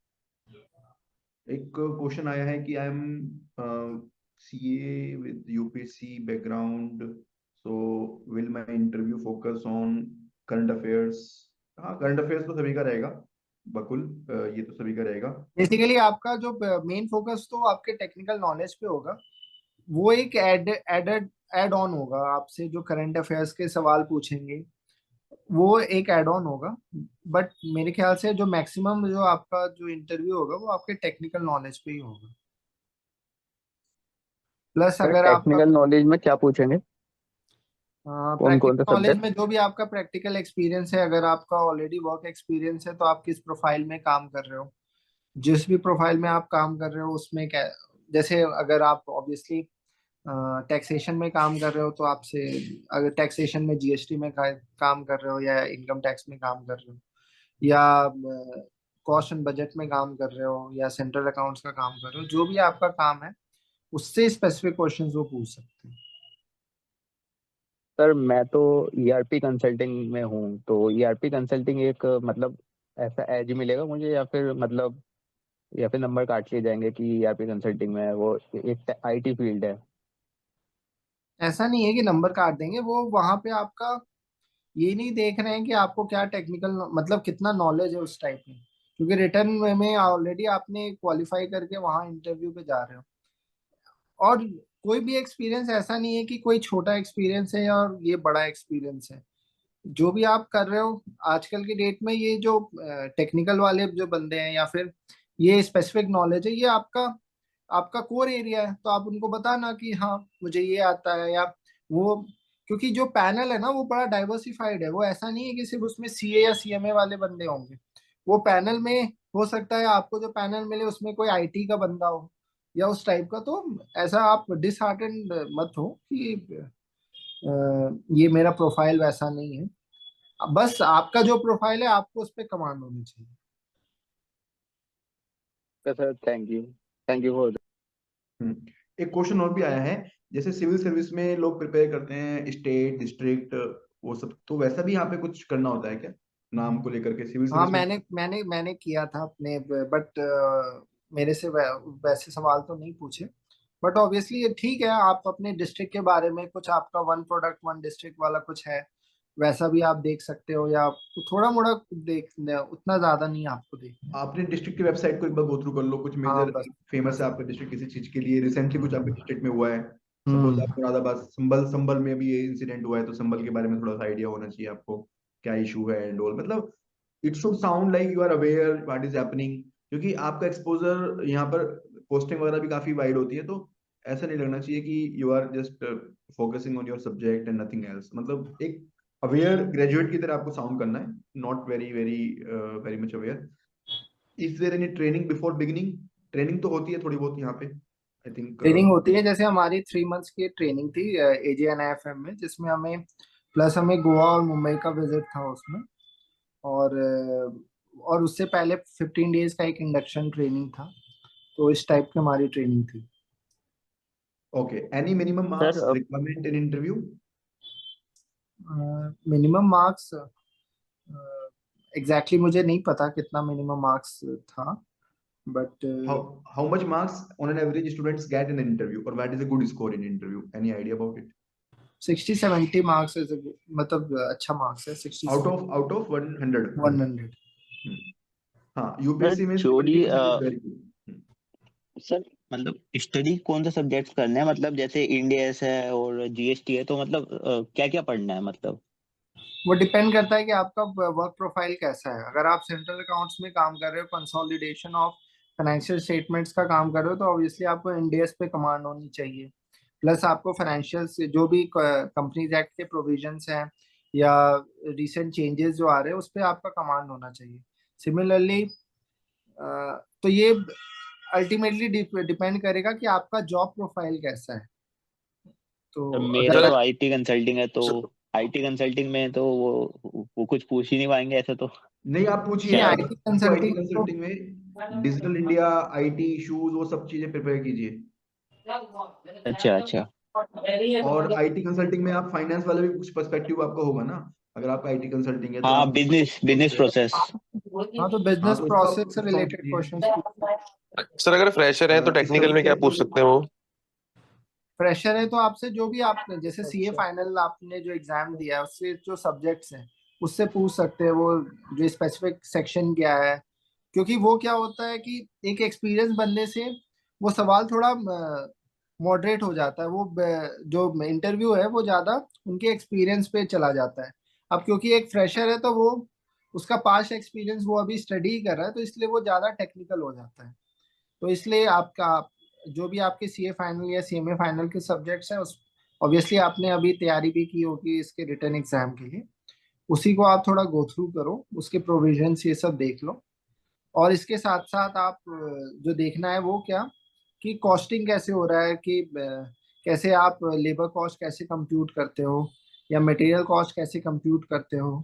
Labour cost के केस में क्या होता है कि ऑफिस ऑफ चीफ कमिश्नर जो रहते हैं वो हर 6 मंथ्स में रेट्स रिवाइज करते हैं, वो आपको पता होना चाहिए। प्लस मटेरियल के लिए जैसे मैंने स्टार्टिंग में बोला था, CPWD एक और शेड्यूल ऑफ रेट्स होते हैं, वो एस्टिमेशन में यूज होते हैं। वो थोड़ा थोड़ा आपको टर्म्स पता होने चाहिए कि कैसे ये होता है, कॉस्टिंग कैसे हो रही है, ये सब चीजें आपको पता होनी चाहिए। और कुछ अगर रिसेंट का कोई न्यूज है तो उस टाइप। सर कोई वेटेज होता है टेक्निकल का और बिहेवियर राउंड का, मतलब कितना कितना वेटेज है, ऐसा कुछ है क्या मतलब इंटरव्यू में? एक्चुअली क्या कि है ना कि टेक्निकल अगर अच्छा चला गया तो उसमें कितना मार्क्स आएगा? नहीं नहीं, पॉइंट्स टेक्निकल के लिए नहीं है। पॉइंट्स ये हैं कि आप कितना कॉन्फिडेंटली जवाब दे रहे हो और कितना सही, मतलब अपने आप को काम रख करके वो जवाब दे रहे हो। वो ये जो टेस्ट है वो आपके नॉलेज का नहीं है, वो ये आपके एटीट्यूड का है और किस तरीके से आप अपने आप को प्रेजेंट कर रहे हो उसका है। तो ये नहीं होगा कि एक आपने अगर आपसे 5 टेक्निकल सवाल पूछे, आपने 4 सही बोल दिए तो वो ज्यादा वेटेज हो गया, इस टाइप का नहीं है। ये अल्टीमेटली जो क्रक्स है ये वही है कि आप जब वहां बैठे हो आप अपने आप को कितने अच्छे से माइक्रो मैनेज कर रहे हो। आप ज्यादा, आपके हैंड मूवमेंट्स तो नहीं है ज्यादा वहां पे जाकर के अलग से आप में कुछ चेंजेस तो नहीं आ रहे, क्योंकि टफ सवाल वो पूछेंगे और उन टफ सवाल को आप कैसे हैंडल करते हो वो चेक करना चाहते हैं। क्योंकि जब आप ज्वाइन करोगे सर्विस तो बहुत बार ऐसा टाइम आएगा जब आपको कुछ डिसीजंस लेने पड़ते हैं। तो वो देखना चाहते हैं कि उस टाइम आप कामली लेते हो कि नहीं, कि आप में थोड़ा सा आप चीजों को हेजिटेट करते हो, किस तरीके से अपने आप को माइक्रो मैनेज करते हो, ये वो देखना चाहते हैं। वो नॉलेज का वो गेम नहीं है। सर इंग्लिश और हिंदी मतलब कैसा है, मतलब इंग्लिश में बोलना है हिंदी में बोलना है या फिर दोनों बेस्ट, चलेगा? दोनों ही डीएफ चलेगा में बट क्या मेंशन करना है? नहीं, बेटर ये है कि अगर आप इंग्लिश में फ्लुएंट हो तो आप इंग्लिश में ही बात करो। क्योंकि क्या होता है, इंटरव्यू पैनल भी जो है वो मोस्टली अच्छा होता है कि अगर आप इंग्लिश में बात करो, बट ऐसा नहीं है कि आप हिंदी नहीं यूज कर सकते हो। जब आपको लगे थोड़ा थोड़ा भी हेजिटेशन लगे आप हिंदी में बात करो।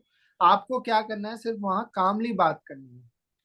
जरा सा भी आपके टोन में चेंजेस नहीं आने चाहिए उस टाइप का कि लगे कि हाँ कि ये कुछ मैं बोलना चाह रहा हूँ, इसमें थोड़ा सा मैं लैग कर रहा हूँ, ये नहीं। आराम से बड़ा कामली आप हिंदी में कंफर्टेबल हो तो हिंदी में बात करिए, इंग्लिश में कंफर्टेबल हो इंग्लिश में बात कीजिए, बट बेटर होगा कि आप इंग्लिश में बात करो। हाँ, कहीं आप अटक रहे हो तो आप ओबियसली हिंदी भी बोल सकते हो, कोई उसमें दिक्कत नहीं। So, what is the duration of the interview? मेरे केस में अराउंड 30 मिनट्स के अराउंड चला था। यही होता है यूपीएससी इंटरव्यूज 15 to 30 मिनट्स के ही चलते हैं। सर जो आप टफ क्वेश्चन कहते हैं कि बीच में वो टफ क्वेश्चन पूछेंगे, तो वो कैसा, कुछ एक बार एग्जांपल दे सकते हैं आप, कैसा टफ क्वेश्चन होगा, क्या होगा वो? टफ क्वेश्चन जैसे मुझे वैसे कोई टफ ऐसा लगा नहीं, क्योंकि ऑब्वियसली वो एक्सपीरियंस हो जाता है। जैसे मैंने बताया स्टार्टिंग में कि ज्योग्राफी और एनवायरनमेंट के क्वेश्चंस थे। अगर कोई नॉर्मल, जैसे अगर कोई बंदा हो वो कोल इंडिया से हो या उस सेक्टर से हो, उससे वो सवाल पूछे और वो नॉन यूपीएससी एस्पिरेंट हो, तो वो उसको लगेगा कि अरे ये एक सवाल तो फाइनेंस का नहीं है। तो ऐसा नहीं है कि कोई टफ क्वेश्चन बहुत ज्यादा होता है। वो डिपेंड करता है कि आपका क्या वर्क एक्सपीरियंस है, आपको चीजें पता है कि नहीं। जैसे मेरे से सवाल पूछा था अ, कि एक सवाल था उसमें कि आप माइनिंग प्रोजेक्ट्स को कैसे इवेलुएट करते हो, उसका क्या जो डिस्ट्रक्शन टू इन्वायरमेंट होता है उसका, उसके कॉस्ट को कैसे फैक्टर करते हो, क्या उससे कुछ क्लाइमेटिक चेंजेस हो रहे हैं, आप एनपीवी आईआरआर में क्या उसको कंपनी करते हो। जियोग्राफिकल में पूछा था कि कार्बोनिफेरस पीरियड का था, कोल जो जैसे कोल गोंडवाना पीरियड का है, कार्बोनिफेरस पीरियड का है। ये चीज टफ नहीं है अगर आप आपका ये प्रोफाइल है, आपने वो डील किया है। सिमिलरली कोई दूसरे कंपनी से है तो ऑब्वियसली अगर वो उस कंपनी में काम कर रहा है तो उसका एक बेसिक नॉलेज उसे पता होता है कि हाँ ये मेरी कंपनी इस पर्टिकुलर प्रोफाइल में काम कर रही है। अब किसी को पता नहीं हो कि ये किस पीरियड में कोल कोल हुआ था, तो उसे वो टफ एक क्वेश्चन लगेगा। तो ये अल्टीमेटली मेरा यही सजेशन है कि आपका जो कंपनी का प्रोफाइल है आप उसे पढ़िए, समझिए। अगर कोई स्टील इंडस्ट्री से है तो स्टील का क्या होता है थोड़ा वो जान लीजिए कि स्टील मैन्युफैक्चरिंग में क्या क्या मिनरल्स या क्या क्या एलॉयज यूज होते हैं। उस टाइप का, बस ये सब चीजें बेसिक नॉलेज होना चाहिए। आपसे कोई रॉकेट साइंस का सवाल नहीं पूछेगा, वो कंपोजिशन बताओ या उस टाइप का, या कितने डिग्री में आपका स्टील मेल्ट होता है। छोहा बड़ा आसान सा आपसे, आपका एटीट्यूड और कितना आप अपने जॉब में कमिटेड हो ये देखा आता है। जैसे ये Clarity, yeah, हाँ, clarity, your business या knowledge, बिल्कुल। how aware you are what is happening around you. हम्म। ऐसा नहीं होना चाहिए कि सिर्फ आपको सिर्फ सब्जेक्ट के बारे में पता है, बिजनेस के बारे में कुछ नहीं पता है। तो business angle, company, industry, economy, तो मतलब आपको अपने होराइजन को ब्रॉड करना है। तो जिस भी इंडस्ट्री में आप हैं, जैसे अभी मनु ने बताया था कि ईआरपी कंसल्टिंग में है, बहुत बड़ा एरिया यहाँ से ओपन अप हो सकता है। जैसे सर्विसेज एक्सपोर्ट का बिजनेस एक इंडिया में बहुत ज्यादा है। हमारा जो मेजर एक्सपोर्ट है वो है ही आईटी सर्विसेज का, और बिजनेस आउटसोर्सिंग है। तो इसके बारे में क्या व्यू है, कितनी हमारे अभी ट्रम्प के आने के बाद में क्या चेंज हो सकता है इसमें, इकोनॉमी के पॉइंट ऑफ व्यू से। यूरोपियन यूनियन से हमारा एफटी होने वाला है, तो उसमें इंडिया को क्या स्टैंड रखना चाहिए, ये आपकी प्रोफाइल से क्वेश्चन बन गए, है ना। और उसी तरह से अगर आपका कोई दूसरा प्रोफाइल है, आपका किसी भी इंडस्ट्री में है, तो उस इंडस्ट्री के बारे में आप उसकी एनुअल रिपोर्ट पढ़िए, उस मिनिस्ट्री की, उस सेक्टर के मिनिस्ट्री की। इसके अलावा आप उसके करंट इश्यूज को फॉलो कीजिए, थोड़ा चैट जीपीटी यूज कर लीजिए, उस इंडस्ट्रीज में क्या क्या आपके एरियाज हैं, कुछ फैक्चुअल नॉलेज। तो एक कॉन्फिडेंस आपको आएगा, चाहे क्वेश्चन ना पूछें, एक you will have that kind of confidence. अपने आंसर में आप कहीं पे यूज कर लेंगे, तो आपको भी एक मतलब उनको भी पता चलेगा कि हाँ, आपको थोड़ा होराइजन ब्रॉड है आपका। देखो मतलब वही है कि प्योरली ये इंडस्ट्री वाला इंटरव्यू नहीं है। इट्स नॉट लाइक कंपनी में आप इंटरव्यू दे रहे हो कि भाई वो आपको सिर्फ अकाउंटिंग स्टैंडर्ड पूछेंगे, इनकम टैक्स पूछेंगे, वो तो पूछेंगे ही, बट ये एडिशनली भी आपसे एक्सपेक्ट करते हैं, ये आपको मान के चलना चाहिए। और यहाँ पर मैं आपको एक चीज बता दूं कि यहाँ पर सिविल सर्विस एस्पिरेंट भी काफी लोग प्रिपेयर करते हैं, तो डेफिनेटली आपको कॉम्पीट उनसे भी करना है ना। am I right सौरभ, ये फैक्टर काम करता है कहीं ना बिल्कुल कहीं। बिल्कुल बिल्कुल, ये तो होता ही मान है। लिया आपका पहले वाला जो बंदा है वो सिविल सर्विस एस्पिरेंट था, अब उसने दो चार टर्म ऐसे यूज कर लिए जो न्यूज में चल रहे हैं। अब आप ये मान के चलो कि आपके लिए बैरोमीटर हाई हो गया। जब आपका इंटरव्यू स्टार्ट होगा और आपसे उन्होंने कुछ बोला कि अदानी में ऐसा चल रहा है, आपको क्या मानना है, हाइडेलबर्ग में ऐसे हुआ था, और आप यू आर फीलिंग अनकंफर्टेबल, तो कहीं ना कहीं वो नेगेटिव जाएगा। चाहे चाहे वो कायदे में आपकी जॉब में डायरेक्टली नहीं बेनिफिट करने वाला है, लेकिन एक होता है ना कि एक माहौल बन जाता है, इकोसिस्टम ऐसा बन गया है कि यार सिविल सर्विस वाले आ रहे हैं तो वो लोग उस तरह के वर्ड यूज कर रहे हैं, तो आपको भी थोड़ा सा अवेयर रहना पड़ेगा, मतलब आपको अपना थोड़ा बार हाई करना पड़ेगा। ये चीज है मतलब यहाँ पे। सर जैसे सिविल सर्विसेज में डेफ फिल करवाते हैं, डेफ 1 एंड डेफ 2, वैसे इसमें भी होगा बाद में इंटरव्यू के लिए नहीं, या? इसमें जो आपने एप्लीकेशन फाइल किया है वही उसी से वही रहेगा। अच्छा, आपसे अलग वापस। से, हाँ, अलग से आपसे डैफ नहीं बनवाएंगे। Okay. Hi sir, Ankit this side from rights limited. Sir जो मेरा प्रोफाइल है currently, I am working in corporate expenditure, dealing various contractual payments, tender briefings, and dealing bank guarantees, tender related works. So sir, what kind of question can I expect from my profile? जैसे आपका tender वाला है तो GeM के provisions क्या हैं, GFR rules कौन से आपके एप्लीकेबल होते हैं। नॉर्मली क्या होता है, पीएसयूज क्या होती है, अपना एक सेपरेट मैनुअल भी निकालती है in line with GFR rules, तो उसके प्रोविजंस आपको थोड़े मोड़े पता होने चाहिए। अब टेंडर है तो वो एस्टिमेट कैसे प्रिपरेशन होता है, कौन सा इंडेंटिंग डिपार्टमेंट होता है, बीओक्यू क्या होता है, कैसे कि डिफरेंट टाइप्स ऑफ टेंडर्स क्या होते हैं, सिंगल टेंडर क्या होता है या लिमिटेड टेंडर क्या होता है, प्रोप्राइटरी आइटम्स क्या होते हैं, थोड़ा मोड़ा बेसिक नॉलेज आपको पता होनी चाहिए। और कॉन्ट्रैक्चुअल पेमेंट्स आप डील करते हो तो पेमेंट्स के कुछ टीडीएस के प्रोविजंस, ये सब, ये मैं बड़ा बेसिक बता रहा हूँ आपको, ये तो छोटा मोटा आपको करना ही है। जो आपको तैयारी करनी है वो जीएफआर रूल्स की तैयारी करनी है, जेम के थोड़े थोड़े प्रोविजंस आपको पता होने चाहिए जो आपके वर्क प्रोफाइल से रिलेटेड, ये आपको आपको पता होने चाहिए। और आप राइट्स राइट्स जैसे, में हो तो राइट्स स्पेशली क्या है कि रेलवेज को बड़ा वो टेक्निकल सर्विसेज प्रोवाइड करते हैं, तो वो आप वन लास्ट माइल कनेक्टिविटी वाले बहुत सारे प्रोजेक्ट्स वो करते हैं। तो आजकल देयर आर सम प्रपोजल जो डायरेक्टली पीएमओ से मॉनिटर होते हैं लास्ट माइल कनेक्टिविटी के, कैसे राइट्स, जैसे राइट्स जितना मुझे पता है वो कुछ कमीशन लेते हैं 7.5% या 8%, जो भी वो रेलवे कॉन्ट्रैक्ट्स करते हैं। एमओयू क्या होता है, किससे पीएसयू के साथ कैसे एमओयू होता है, राइट्स का कैसे, ये सब थोड़ा बेसिक बेसिक प्रोविजंस आपको पता होने इसके चाहिए। लिए आप अपनी अपनी कंपनी के एनुअल रिपोर्ट और रेलवे मिनिस्ट्री के एनुअल रिपोर्ट, वो दो चीजों को जरूर अच्छे से गो थ्रू कीजिए। और इंफ्रास्ट्रक्चर सेक्टर ओवरऑल क्या गवर्नमेंट की स्कीम्स हैं, इंफ्रास्ट्रक्चर है, जैसे नेशनल इंफ्रास्ट्रक्चर पाइपलाइन वाला जो है, गति स्कीम या हो गया। गति शक्ति, पीएम गति शक्ति है, ये सारा, ये सब चीजें आप देख सकते हो। ये देखो एज होगा अगर आप ये पढ़ के जाओगे ना। जैसे मान लो कोई ऐसा प्रोजेक्ट है जैसे लास्ट माइल कनेक्टिविटी वाला या पीएम गति शक्ति, तो आप बता सकते हो कि sir rights is also undertaking this particular project under PM गति शक्ति, इस टाइप का। तो ये चीज आप एड ऑन कर सकते हो। Dedicated freight corridor, Vande Bharat, सब मतलब पूरा आपके लिए तो बहुत आसान है इंटरव्यू को अपनी तरफ हाँ लिखना। हाँ बिल्कुल। बहुत आसान है कि आप इंटरव्यू को पूरा रेलवे पे घुमा दो, लेकिन आपके लिए थोड़ा प्रिपेयर करना पड़ेगा। मेरा भी रेलवे में एक्सपीरियंस था आईआरसीटीसी में, तो जब मैं सिविल सर्विस इंटरव्यू की तैयारी करता था तो मैं पूरा रेलवे को अच्छे से प्रिपेयर करता था, क्योंकि रेलवे हमेशा एक इम्पोर्टेंट इशू रहा है। PPP, public private partnership, railway road, वो सब चीजें रहेंगी।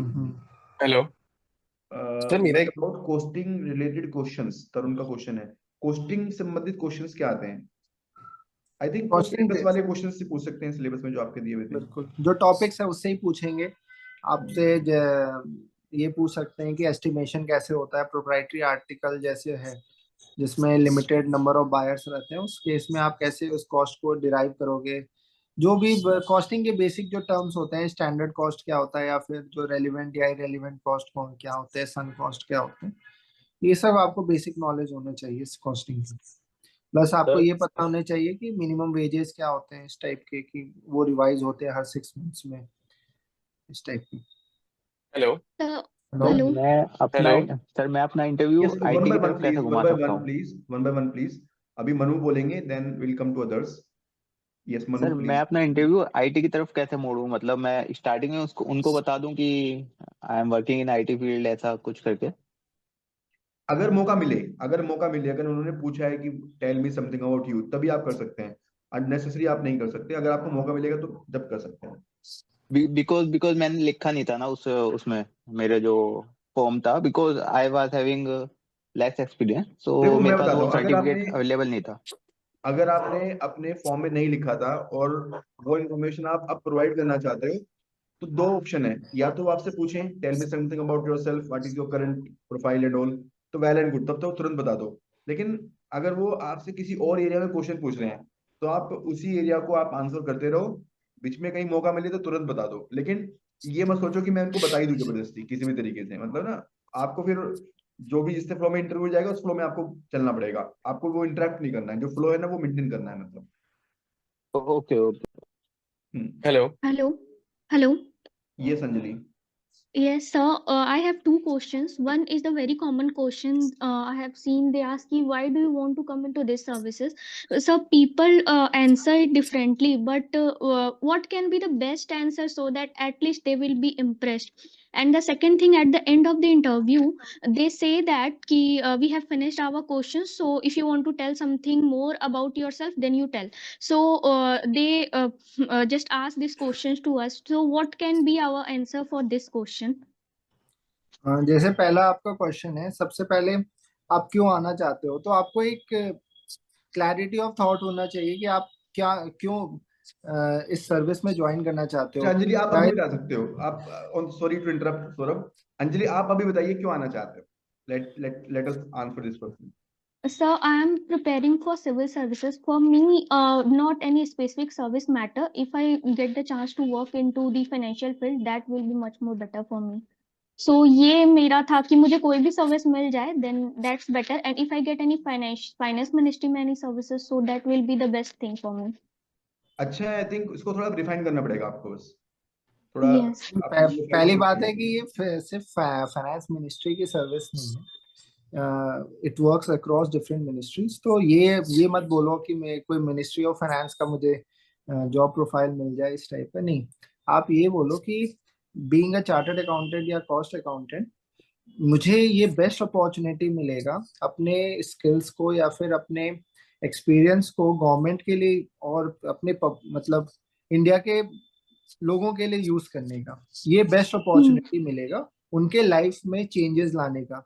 मैं अगर किसी और पर्टिकुलर जॉब में जाऊं या प्रोफाइल में जाऊं तो मेरा होराइजन बड़ा लिमिटेड होगा, बट मैं इस पर्टिकुलर जॉब में अगर आता हूं तो इतना डाइवर्सिफाइड फील्ड है और मैं डायरेक्टली मेरे जो एक्शंस है वो लोगों के लाइफ में चेंजेस ला सकते हैं, वो उनके लाइफ पे मैटर करेगा। तो ये आपको इस तरीके से बोलना है कि अल्टीमेटली ये दिखे कि आपका एम अपना आपका प्राइवेट मनसा नहीं है, ये मेन एम आपको पब्लिक वेलफेयर है। इस टाइप से आपको जवाब देना है पब्लिक ताकि वो welfare at the same time your on career achievement कि हाँ उसके बारे में it is a good career profile also, अच्छा करियर प्रोग्रेशन है। तो मतलब without showing that I am being very selfish, you can show that it is a logical decision, मतलब कोई प्रॉब्लम नहीं है, इट अच्छी जॉब है। और जैसे आपने बताया कि आप सिविल सर्विसेज की भी प्रिपरेशन कर रहे हैं, तो it is very much in alignment with the kind of profile you get in the civil services. तो रिफाइनमेंट थोड़ा करना होगा, प्रैक्टिस आपको थोड़ा बना के करना पड़ेगा। यहाँ पर मैं आपको एक सजेशन देना चाहूंगा सभी लोगों को कि जो जो क्वेश्चंस आपके माइंड में आ रहे हैं उसको एक रजिस्टर पे लिखते रहिए और उसके आंसर को भी अपने लैंग्वेज में लिखते रहिए, बिकॉज आफ्टर सम टाइम ना you will forget your answers कि आपको क्या आंसर दिमाग में आ रहे थे। जैसे अभी आपके माइंड में ये क्वेश्चन आया, हमने फीडबैक दी, ठीक है, तो धीरे धीरे आप अपने आंसर्स को बिल्ड कीजिए, एक रजिस्टर बना लीजिए, उसमें क्वेश्चंस लिखते रहिए कि मेरी प्रोफाइल पे क्वेश्चंस बन सकते हैं, करंट अफेयर्स पे क्वेश्चंस बन सकते हैं, कंपनी के बारे में क्वेश्चंस बन सकते हैं, इंडस्ट्री के बारे में क्वेश्चन बन सकते हैं, नेशनल इश्यूज ये हैं, और उनके प्रोबेबल पॉइंट्स लिखते रहिए कि ये पॉइंटर यहाँ पे ऐड कर सकते हैं, ये पॉइंट यहाँ पर ऐड कर सकते हैं। उससे क्या होगा कि जब आप इंटरव्यू देने जाओगे, इंटरव्यू से पहले आप ऐसा आउट ऑफ द वे आप नहीं सोचोगे कि अननेसेसरली आप ऑन द स्पॉट आपको सोचना पड़ रहा है कि मैंने क्या सोचा था, इसमें क्या बेस्ट आंसर हो सकता है। एक सिस्टमेटिक वे में प्रिपरेशन कीजिए, रजिस्टर बना के प्रिपरेशन कीजिए, ठीक है। एक जो भी आप चीजें पढ़ रहे हैं उसको लिखते रहिए, कहीं ना कहीं पे नोट्स मेकिंग चलती रहनी चाहिए। वहां से आपको साइकोलॉजिकल भी कॉन्फिडेंस होगा और साथ साथ में आपका एक लेटर ऑन रिवीजन के लिए भी आपको हेल्प करेगा और आपका एक थॉट प्रोसेस भी काफी सिस्टमेटिक हो जाएगा। तो इस तरह से आप कर सकते सर मेरा एक क्वेश्चन था। हाँ जी, यस प्लीज। अंजलि हेलो। हाँ सर, जो क्वेश्चंस के आंसर्स हम लोग प्रिपेयर करेंगे तो जैसे उससे हम लोग किससे डिस्कस कर सकते हैं सो दैट कि हमें एटलीस्ट समझ में आए कि वेदर माय आंसर जो मैंने प्रिपेयर किया है अभी दैट आप इज प्रिपेयर गोइंग कीजिए। टू अभी हम लोग मॉक इंटरव्यूज स्टार्ट करेंगे, अभी थोड़ा सा शेड्यूल में क्लैरिटी आ जाए तो हम लोग मॉक इंटरव्यूज स्टार्ट करेंगे। उस मॉक इंटरव्यूज में हम ये सिस्टम रखेंगे कि जैसे आपको मॉक इंटरव्यू लेंगे तो हम बाकी लोगों को भी उसमें अलाउ करेंगे कि they can also listen to your interview. अगर हम किसी और का इंटरव्यू लेंगे तो आप भी उसको सुन सकते हो, इस तरह का सिस्टम रखने वाले हैं हम लोग। तो इस तरह से आप एक दूसरे से लर्न करोगे, पीयर लर्निंग करोगे, वो सिस्टम हम यहाँ पे रखने वाले हैं इंटरव्यू के लिए, मॉक इंटरव्यूज के लिए। अभी आप अपने लेवल पे उसको प्रिपेयर कीजिए, है ना। Okay, thank you sir. Hello sir, मेरा एक क्वेश्चन था sir. Actually after hello sir, am I audible? Yes please audible, yes please continue. So sir मेरा एक क्वेश्चन ये था कि आफ्टर मैं मतलब सीए कंप्लीट करने के बाद में मैंने कोई एक्सपीरियंस नहीं था, जॉब वगैरह का मेरा एक्सपीरियंस नहीं है, मैंने डायरेक्ट यूपीएससी की तैयारी चालू कर दी थी। तो मैंने 1 साल तक तैयारी भी करी अच्छे से, प्री भी दिया बट नहीं हुआ था। देन उसके बाद में sir because of family problem और समथिंग पिछले 1 साल से मैं इन टच भी नहीं हूँ। और उसके बाद से जब से नोटिफिकेशन आया था तो मैंने इसकी तैयारी चालू कर दी थी। अब सर मेरा डाउट ये है कि मेरे को इंटरव्यू के अंदर बताना चाहिए कि मैं यूपीएससी की प्रिपरेशन कर रहा था, या फिर ये बोलना चाहिए कि मैं गवर्नमेंट एग्जाम्स की कर रहा था। बिकॉज मैं थोड़ा फेयरफुल इसको लेके हूँ कि कल को वो ज्योग्राफी हिस्ट्री इनको लेके कुछ करंट अफेयर्स के क्वेश्चन तो नहीं पूछ लेंगे बिकॉज ऑफ माई सिविल नहीं नहीं सर्विसेज नहीं बैकग्राउंड। नहीं नहीं नहीं नहीं नहीं नहीं नहीं, देखिए इसमें पहली बात तो आपके लेटेस्ट प्रोफाइल आपकी जॉब की है, कोई अभी जॉब कर रहे हैं आप? नहीं सर, मैं जॉब नहीं कर रहा अभी। अभी भी आप सिविल सर्विस की प्रिपरेशन कर रहे हैं? नहीं सर, वो एग्जाम ये वाला नोटिफिकेशन आया था तो मैं इस एग्जाम की प्रिपरेशन में ही था फिर। देखो पॉलिटी हिस्ट्री से आप चिंता मत करो, उसमें आपकी एक्सपर्टीज नहीं समझी जाती। अगर सिविल सर्विस का भी इंटरव्यू है ना, उसमें भी हम यही बोलते हैं कि पॉलिटी हिस्ट्री ये सब मत पढ़ो, करंट अफेयर्स में कुछ है तो पढ़ो, आपका अपना सब्जेक्ट स्ट्रांग होना चाहिए, इकोनॉमी आप स्ट्रांग करो, ठीक है ना। और सौरभ आप अपना व्यू दीजिए इसमें थोड़ा। हाँ बिल्कुल, इकोनॉमी पर आप ध्यान दे सकते हो, करंट अफेयर्स पे थोड़ा ध्यान दे दो। और आपके ऐसी एरिया बात ऑफ नहीं है एक्सपर्टीज से ही वो एक्सपेक्ट करेंगे। अगर आपका ऑप्शनल है कॉमर्स एंड अकाउंटेंसी तो उसको अच्छे से प्रिपेयर कर लो, थोड़ा सा उसके इंटरव्यू के पॉइंट ऑफ व्यू से देख लो उसको। और सर इवन ड्रेस की कोड। अगर आप इवन की अगर सर आप भाई ये बोलते हो ना कि अगर मैं किसी गवर्नमेंट एग्जाम्स की तैयारी कर रहा हूँ या कुछ भी, तो यार करंट अफेयर्स तो आजकल सारे एग्जाम्स में यूज होता है। तो ठीक है, आप देखो अल्टीमेटली आप सही सही इंफॉर्मेशन दो।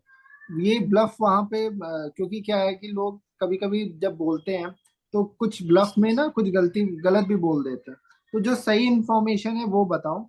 कोई दिक्कत नहीं है कि अगर आप यूपीएससी की प्रिपरेशन कर रहे थे उसके यूपीएससी बाद। तैयारी करना तो अच्छी बात है, और मतलब हाँ। दे विल बी हैप्पी कि यार ये जो ना पॉलिटी हिस्ट्री ज्योग्राफी पढ़ के आया है, तो अच्छी बात है।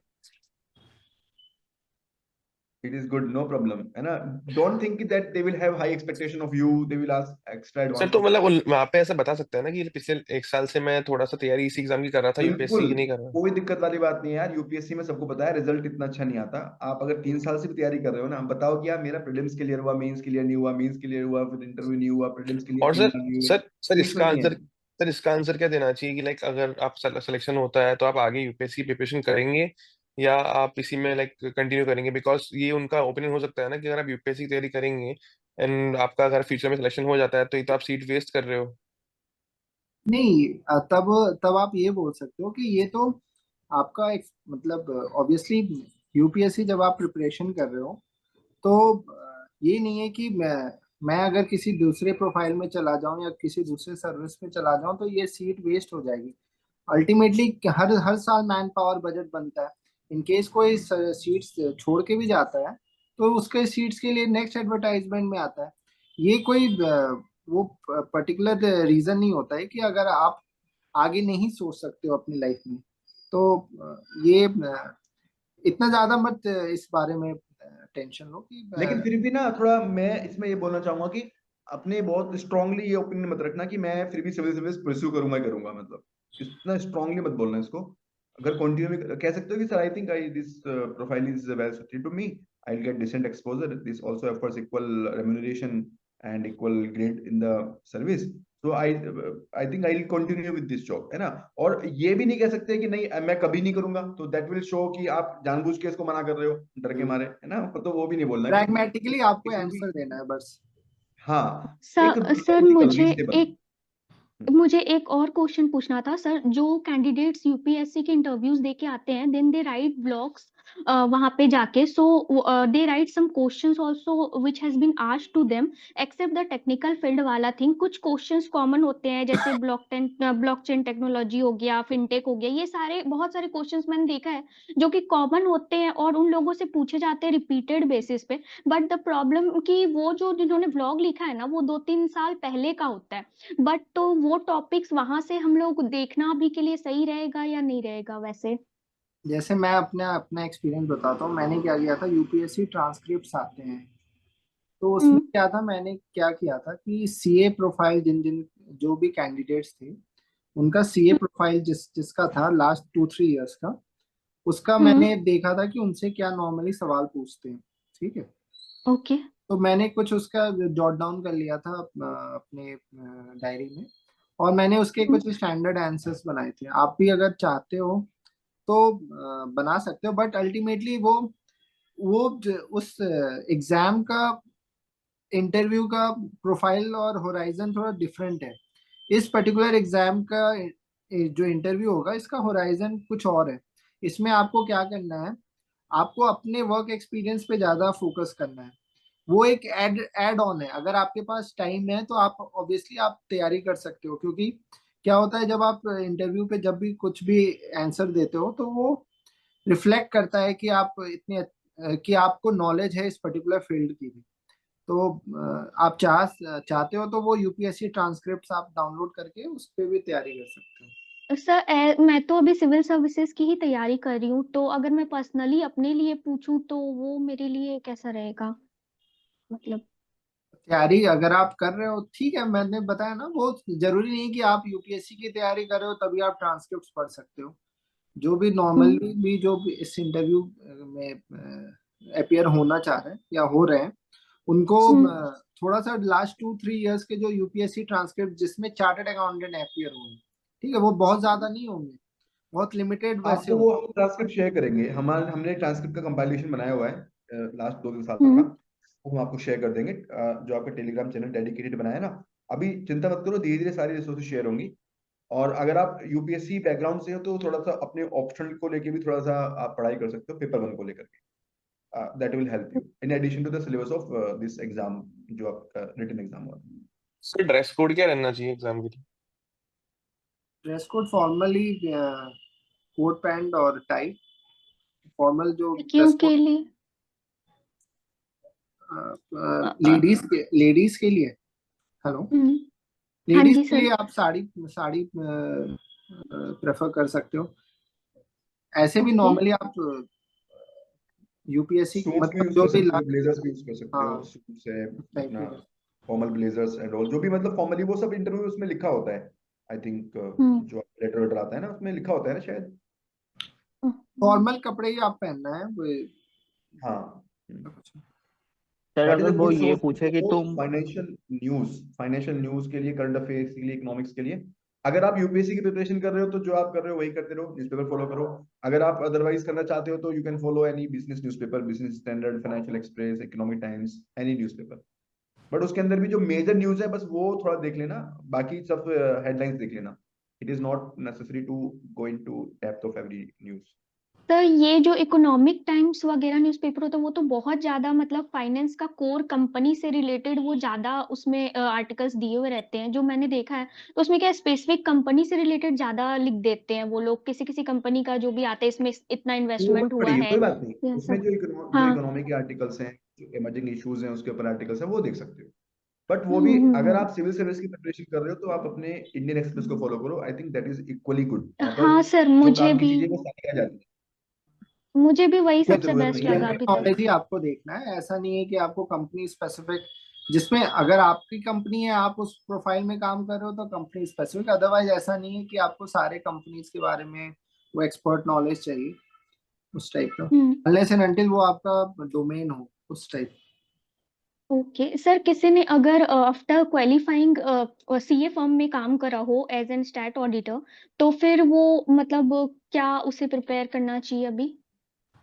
आपने अगर स्टैट ऑडिटर के मतलब स्टैट ऑडिटर का काम किया तो फर्स्ट जो पहला क्वेश्चन वो पूछेंगे वो ये पूछेंगे कि आप इसको छोड़ करके गवर्नमेंट जॉब में क्यों आना चाहते हो।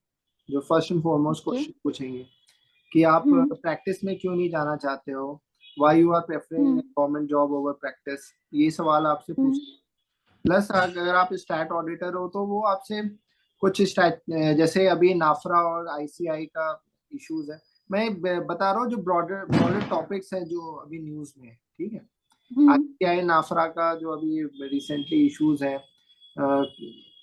स्टैंडर्ड्स ऑन ऑडिटिंग है या क्वालिटी गाइडलाइंस है, ठीक है, जिस पे इश्यूज है, ये हो सकता है। प्लस स्टैट्यूटरी सीए कैसे किस तरीके से फ्रॉड्स को कम कर सकता है, पीएमएलए में क्या हमारा रोल हो सकता है prevention of money laundering act में, ठीक है। ये ब्रॉडर टॉपिक्स है, ये सब चीजें होंगी। फिर आपका जैसे स्टैट्यूटरी ऑडिटर का फ्रॉड के केस में क्या है, ठीक है, ये सारे प्रोविजन छोटे मोटे वो जो है वो आपको देखने हैं। मेनली जो आपको प्रिपरेशन करना वो ये है कि आप प्रैक्टिस क्यों नहीं प्रेफर कर रहे हो and why you are going for government, और प्लस ये जो तो okay, thank you sir. Okay, so I think sir if they ask कि आईटी से शिफ्ट हो रहे हो इस वाली फील्ड में तो मैं क्या जवाब दूंगा? मतलब वो मतलब मुझे क्या जवाब देना चाहिए? आईटी में आपका प्रोफाइल क्या है? जैसे आईटी में बड़ा बड़ा डायवर्सिटी है, बताऊं। ERP business analyst. We take requirement of the customer, like how do you want to configure the ERP, like P2P process, O2C process. तो मैं उनको ये बोलना चाहता हूँ कि like I will gate decision making power, diversified work, because यहाँ पे भी मुझे डाइवर्सिफाइड वर्क मिल रहा था। तो मैं उनको ये बोलूँगा कि मैं यहाँ पे भी इसलिए आया था सीए छोड़ के, तो वहाँ पे भी इसलिए जा रहा हूँ because I wanted to be in civil services. नहीं, डेफिनेटली अगर आपका इस टाइप का जैसे आपने बताया बिजनेस एनालिटिक्स का काम है तो ऑब्वियसली हमारा जो जॉब प्रोफाइल है उसमें कुछ आपको ऐसे जॉब्स मिलेंगे जहाँ पे आपको वो यूज हो, ठीक है। क्योंकि बहुत सारे केसेस में जब आप फाइनेंशियल प्रपोजल, जैसे हमारे सर्विस के लोग दे लुक आफ्टर डीपम, जो department of investment and public assets management है, डिसइन्वेस्टमेंट्स के सारे प्रपोजल्स डील करते हैं इस टाइप के। प्लस ऐसे ऐसे कोर प्रोफाइल्स हैं जहाँ पे आपका नॉलेज यूज हो सकता है। तो आप बता सकते हो कि मैं ऑलरेडी बिजनेस प्रोसेस री इंजीनियरिंग या इस टाइप के मैं काम जानता हूँ, जो मैं मेरा एक्सपीरियंस वो मैं इस पर्टिकुलर जॉब में यूज करना चाहता हूँ। ठीक है, इसमें कोई दिक्कत नहीं। Okay, sorry, I would like to intervene. अगर आपके कुछ personal questions हैं तो I think we can take these questions later. It's very late now. It's already 9:30. It's been 1.5 hour. तो अगर आपके कुछ broader questions हैं जो सबको benefit कर सकें, I think we can proceed with that. अगर आपके personal questions हैं तो हम आगे आने वाले sessions में ले सकते हैं personal questions को, because that is not the purpose Sir, of this session. With one to sir, one person. can this recording be shared? Can the हाँ, recording recording हम be share shared? करेंगे. हाँ, recording will be sharing. Recording हम share करेंगे. That will do. Sir अगर हमें Saurabh sir को approach करना हो तो हम कैसे कर सकते हैं? मैंने उन्हें अप्रोच करा था फेसबुक पे, बट शायद उनका रिस्पांस नहीं आया। तो अगर कुछ ऐसा अर्जेंट पूछना हुआ तो मतलब कभी कभार पूछना हुआ तो। कोई नहीं, मैं सर मेरा नंबर शेयर कर देना आप, या कोई नहीं, वे जो आप ग्रुप ईमेल बना। आईडी बता दीजिए, ईमेल आईडी बता सकते हैं आप, ईमेल आईडी बता हाँ दीजिए, कोई भी क्वेश्चन हो यू कैन डायरेक्टली अप्रोच। ठीक है, मैं आपसे शेयर कर दूंगा सर, आप ईमेल आईडी मेरा बता देना। हाँ ठीक है, नो इश्यूज। या ग्रुप जो आप बना रहे हो उसमें आप मुझे ऐड कर देना इन केस। हाँ, जो इंटरव्यू वाला ग्रुप होगा ना उसमें हम सौरभ को ऐड कर देंगे, फिर आई थिंक उसमें फिर हम्म, चैटिंग वेटिंग आप कर सकते हो आपस में, कोई इश्यूज नहीं है। हाँ। और हम फिर से बुला लेंगे सौरभ को, कोई इशू नहीं है, he is available for you people, he is very. Sir ये लास्ट वाला क्वेश्चन एक था ना, इंटरव्यू के एंड में जो बोलते हैं कि हमने तो पूछ लिया, if you want to tell something about yourself, more something more than you can tell, तो उसमें क्या बोलना चाहिए? या फिर सरेंडर कर देना चाहिए कि अब मुझे कुछ नहीं बोलना, मतलब नहीं ठीक नहीं है? सर, सरेंडर वाली बात नहीं है। आप कुछ भी, आप अपने आपको कुछ लगता है जैसे कुछ एक्स्ट्रा करिकुलर एक्टिविटी में आप इन्वॉल्व हो, या कुछ आप बुक रीडिंग या कुछ भी आपका कुछ एक्स्ट्रा है, जैसे मुझे आपको बताना है अपने बारे में जो इन डिस्कशंस में नहीं आया है। ऐसा नहीं है कि आपको थोपना है वहां पे बस नेचुरल फ्लो में। अगर मान लो कुछ ऐसा लग रहा है आपको, आप कुछ स्किल्स हैं, जैसे अगर आपको आपकी कंपनी ने कुछ अवार्ड दिया है, या फिर कोई आपका कुछ पर्टिकुलर रिकॉग्निशन है आपका, वो आप बता सकते हो, या सीए के एग्जाम में आपके कुछ रैंक्स है वो बता सकते हो। कुछ भी मतलब, अगर ये तब बताना है अगर आपके ओवरऑल जो इंटरव्यू हुआ है उसमें वो सारे मैटर्स डिस्कस नहीं हुए। अदरवाइज ठीक है, आपको लगता है कि कुछ बताना है तो आप बताना, जबरदस्ती वहां पे करने की जरूरत नहीं है। Okay sir, okay, thank you. Okay, thank you everyone. Thank you Saurabh for your time. It's been Thank you. very long session today. I was expecting to complete in 40-50 minutes, but it's taken more than 1.5 hours. So thank you everyone for being here, and we will have more such sessions. क्योंकि date अभी आनी बाकी है, तो आप अभी जो भी अपना बेसिक है उसको प्रिपेयर कीजिए, न्यूज़पेपर फॉलो कीजिए, टेंशन में बिल्कुल मत आइए, क्योंकि मुझे ऐसा लग रहा है कि शायद इंटरव्यूज लेट ही होंगे। मतलब I am not authorised person, अभी कोई भी जस्ट कोई भी डेट देना सही है। अभी कोई डेट सर बताया नहीं जा सकता अभी क्या। मेंटली आप रेडी रहिए कि आप सारी प्रिपरेशन करके रखें, अगर आपसे इंटरव्यू देने के लिए बोला जाए तो 1 हफ्ते बाद आप इंटरव्यू देके आ जाएं, उस तरह से अपने आप को प्रिपेयर करके रखिए हमेशा। और बीच बीच में आप लेटेस्ट न्यूज़ जो है वो गो थ्रू करते रहिए, अपने टॉपिक्स आप पढ़ते रहिए, इकोनॉमिक्स के टॉपिक्स हो गए, ये सब आप कर सकते हो। यूपीएससी ट्रांसक्रिप्ट ऑलरेडी सर ने बोले हैं कि आपके साथ शेयर करेंगे, तो ठीक है, उस तरीके से आप आगे बढ़िए, घबराइए नहीं। आपसे वही आप ऑलरेडी पढ़े हुए हो, आपका ऑलरेडी ये कोर्स सब्जेक्ट है, आपको सिर्फ वहां जा करके अपने आप को काम रख करके सारे जवाब देने हैं। ऑलरेडी सब लोग क्वालिफाइड है। जो लोग सेलेक्ट होंगे और जो नहीं होंगे उनमें बस यही डिफरेंस रहेगा कि वो कितने अच्छे से वहां बैठ करके अपने आप को प्रेजेंट कर रहे हैं, बस यही अंतर है। तो Sir, सर जिनका what रिटर्न about में mock मार्क्स कम interview? आए? रिटर्न में मार्क्स तो ठीक है ना, रिटर्न में मार्क्स अगर किसी का कम आया तो आप डेफिनेटली फिर आप इंटरव्यू पे ज्यादा फोकस करिए। आप ट्राई करिए कि मेरे इंटरव्यू में ज्यादा मार्क्स आए, मैक्सिमम जितना आ सकता है उतना मार्क्स आए, ताकि आपके सिलेक्शन का प्रोबेबिलिटी और बढ़ जाए। और जिसके अच्छे भी, इन केस किसी का बहुत अच्छा रिटर्न गया, उसको भी अच्छे से करना चाहिए, क्योंकि जितना रैंक आपका अच्छा होगा ना, सीनियरिटी उसी से डिसाइड होगी। तो जितना अच्छा रैंक है उतना सीनियरिटी वाइज वो अच्छी बात है। तो अगर आपका एग्जाम बहुत अच्छा गया तब भी आप अच्छे से तैयारी करिए इंटरव्यू के लिए। मतलब कोई भी तो सर मतलब स्टोन अनटर्न नहीं रखना है, एकदम आपको ये सोचना है कि ये एक गोल्डन अपॉर्चुनिटी है मेरे लिए सिविल सर्विसेज में जाने का। ये सोच करके आपको दिमाग में प्रिपरेशन करना चाहिए। Okay sir. And Rahul sir, since as you told that you were working in IRCTC, so you must have had a very good experience on railway sir. तो आपसे सर वन ऑन वन कभी किसी तरीके से मैं connect कर सकता हूँ रेलवे के रिलेटेड सारे टॉपिक आपसे जानने के लिए? हाँ और डेफिनेटली, अभी हम और सेशंस रखेंगे। आप अंकित, अभी हम और भी सेशंस रखेंगे और वहां पर हम थोड़ा इंडिविजुअल प्रोफाइल पे काम कर सकते हैं। जो भी आपकी प्रोफाइल है ना, वहां पर हम थोड़ा सा और उस पर इलाबोरेट कर सकते हैं। ठीक है, तो सर जस्ट मॉक इंटरव्यूज। हम मॉक इंटरव्यू से पहले भी हम और भी सेशंस रखेंगे, जहां पर हम आपकी यानी कि और थोड़ा डेप्थ में जाएंगे कि जो चीज आज हमने एक ब्रॉड लेवल पे डिस्कस की है उसको थोड़ा इन डेप्थ भी डिस्कस करेंगे। तो वहां पर आप रेगुलर रहिएगा, अटेंड करते रहिएगा। इसी टाइम में, इवनिंग टाइम में रखेंगे। वहां पर हम सौरभ को भी बुला सकते हैं आप, और इन जनरल वैसे भी डिस्कशन कर सकते हैं। और मॉक जब आपका इंटरव्यू डेट आ जाएगा उसके बाद मॉक हम करेंगे। देखो सिंपल आपको बता रहा हूँ मैं, क्योंकि उससे पहले आपका भी मोटिवेशन नहीं होगा। आप लोग, मैं बता रहा हूँ, लोग प्रिपेयर करके नहीं आते मॉक लेने में, हमें भी मजा नहीं आता जब तक शेड्यूल नहीं आता ना। लोग प्रिपेयर करके आते नहीं, उनको लगता है कि जाके बस ऐसे ही जाके कुछ बैठ जाओ। तो जब तक आप प्रिपेयर करके नहीं आओगे ना, तो हमें पता चलता है कि आपका क्या स्टेटस है, ना तो आपको पता होता है कि आपका क्या स्टेटस है। तो प्रिपेयर करके आओ, मॉक की चिंता मत करो।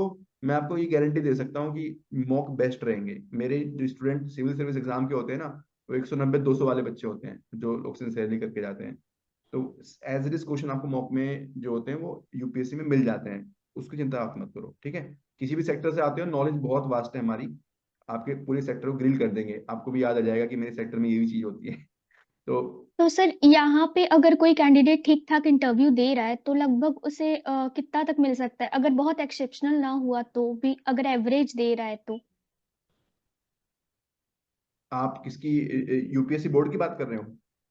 हाँ, यहाँ पे जो एडी कॉस्ट की इंटरव्यू की बात कर रही हूँ सर मैं। अभी बताए थे ना, 60 to 70 marks, 70 marks is good I think. 70 तो वो मार्क्स तो सर मतलब एक्सेप्शनल कैंडिडेट्स जो बहुत अच्छे होते होंगे उनका ना, जो एवरेज है मतलब। एक्सेप्शनल का मतलब क्या होता है यहाँ पे? वो तो रिजल्ट डिसाइड करेगा ना, आप भी हो सकते हो। मैं आपको बताऊं, ये तो असिस्टेंट कोच डायरेक्टर हो गया। सिविल सर्विस एग्जाम में एक हफ्ते पहले मेरे पास एक कैंडिडेट आई थी, लास्ट ईयर की बात है, and she was like crying कि सर मैं तो सबसे खराब प्रिपरेशन है। और पता कितने नंबर आए थे उसके? 200। और सौरभ से पूछो 200 का मतलब क्या होता है यूपीएससी में, है ना? It's more than 70% and it is enough to get you into the IAS. तो मतलब ये मत सोचो कि मैं एक्सेप्शनल, यूपीएससी में कुछ भी हो सकता है। You just prepare, be in flow, be curious. आप एक AIR 1 आदित्य श्रीवास्तव को इंटरव्यू देखना, मेरे साथ है, वो भी हाँ जी। इंटरव्यू के लिए ही मेरा 1-to-1 सेशन है। And he was also very curious. वो सिलेक्शन से पहले का इसका इंटरव्यू है, वो जरूर देख लेना, हमारे यूट्यूब चैनल पे पड़ा हुआ है, my interaction with Aditya Srivastava, वो हम टेलीग्राम चैनल पे भी डाल देंगे। तो आपका एटीट्यूड ठीक होना चाहिए। रिजल्ट वो मतलब ये चीज देख के नहीं देते कि आपका पास एक्सपीरियंस क्या रहा है, आपकी क्यूरियोसिटी, आपका प्रेजेंस ऑफ माइंड, आपका डेडिकेशन क्या है, कितना सिंसियरिटी आप दिखाते हो। फिर आपका और इंटरव्यू का थोड़ा सा फ्रीक्वेंसी मैच कर जाए तो बस हो गया काम। Okay. Okay, so we will wind up this session. Sorry everyone, I know I'm stopping you everyone again and again, है ना? We all have the family, है ना? और आपके लिए अभी बहुत सारी सेशंस लाएंगे, just have some patience. Don't worry, we'll take care of you, है ना? Thank you Saurabh once again for giving your precious time. I know it is a family time and you should be with your family. Thank you very much. We'll have more sessions soon, everyone. Thank you. Good night. Thank you sir. Thank you, Rahul sir. Thank you, Saurabh sir. Good night, bye. Thank you sir. Thank you Thank sir. you, sir. Thank you, sir. Thank you sir.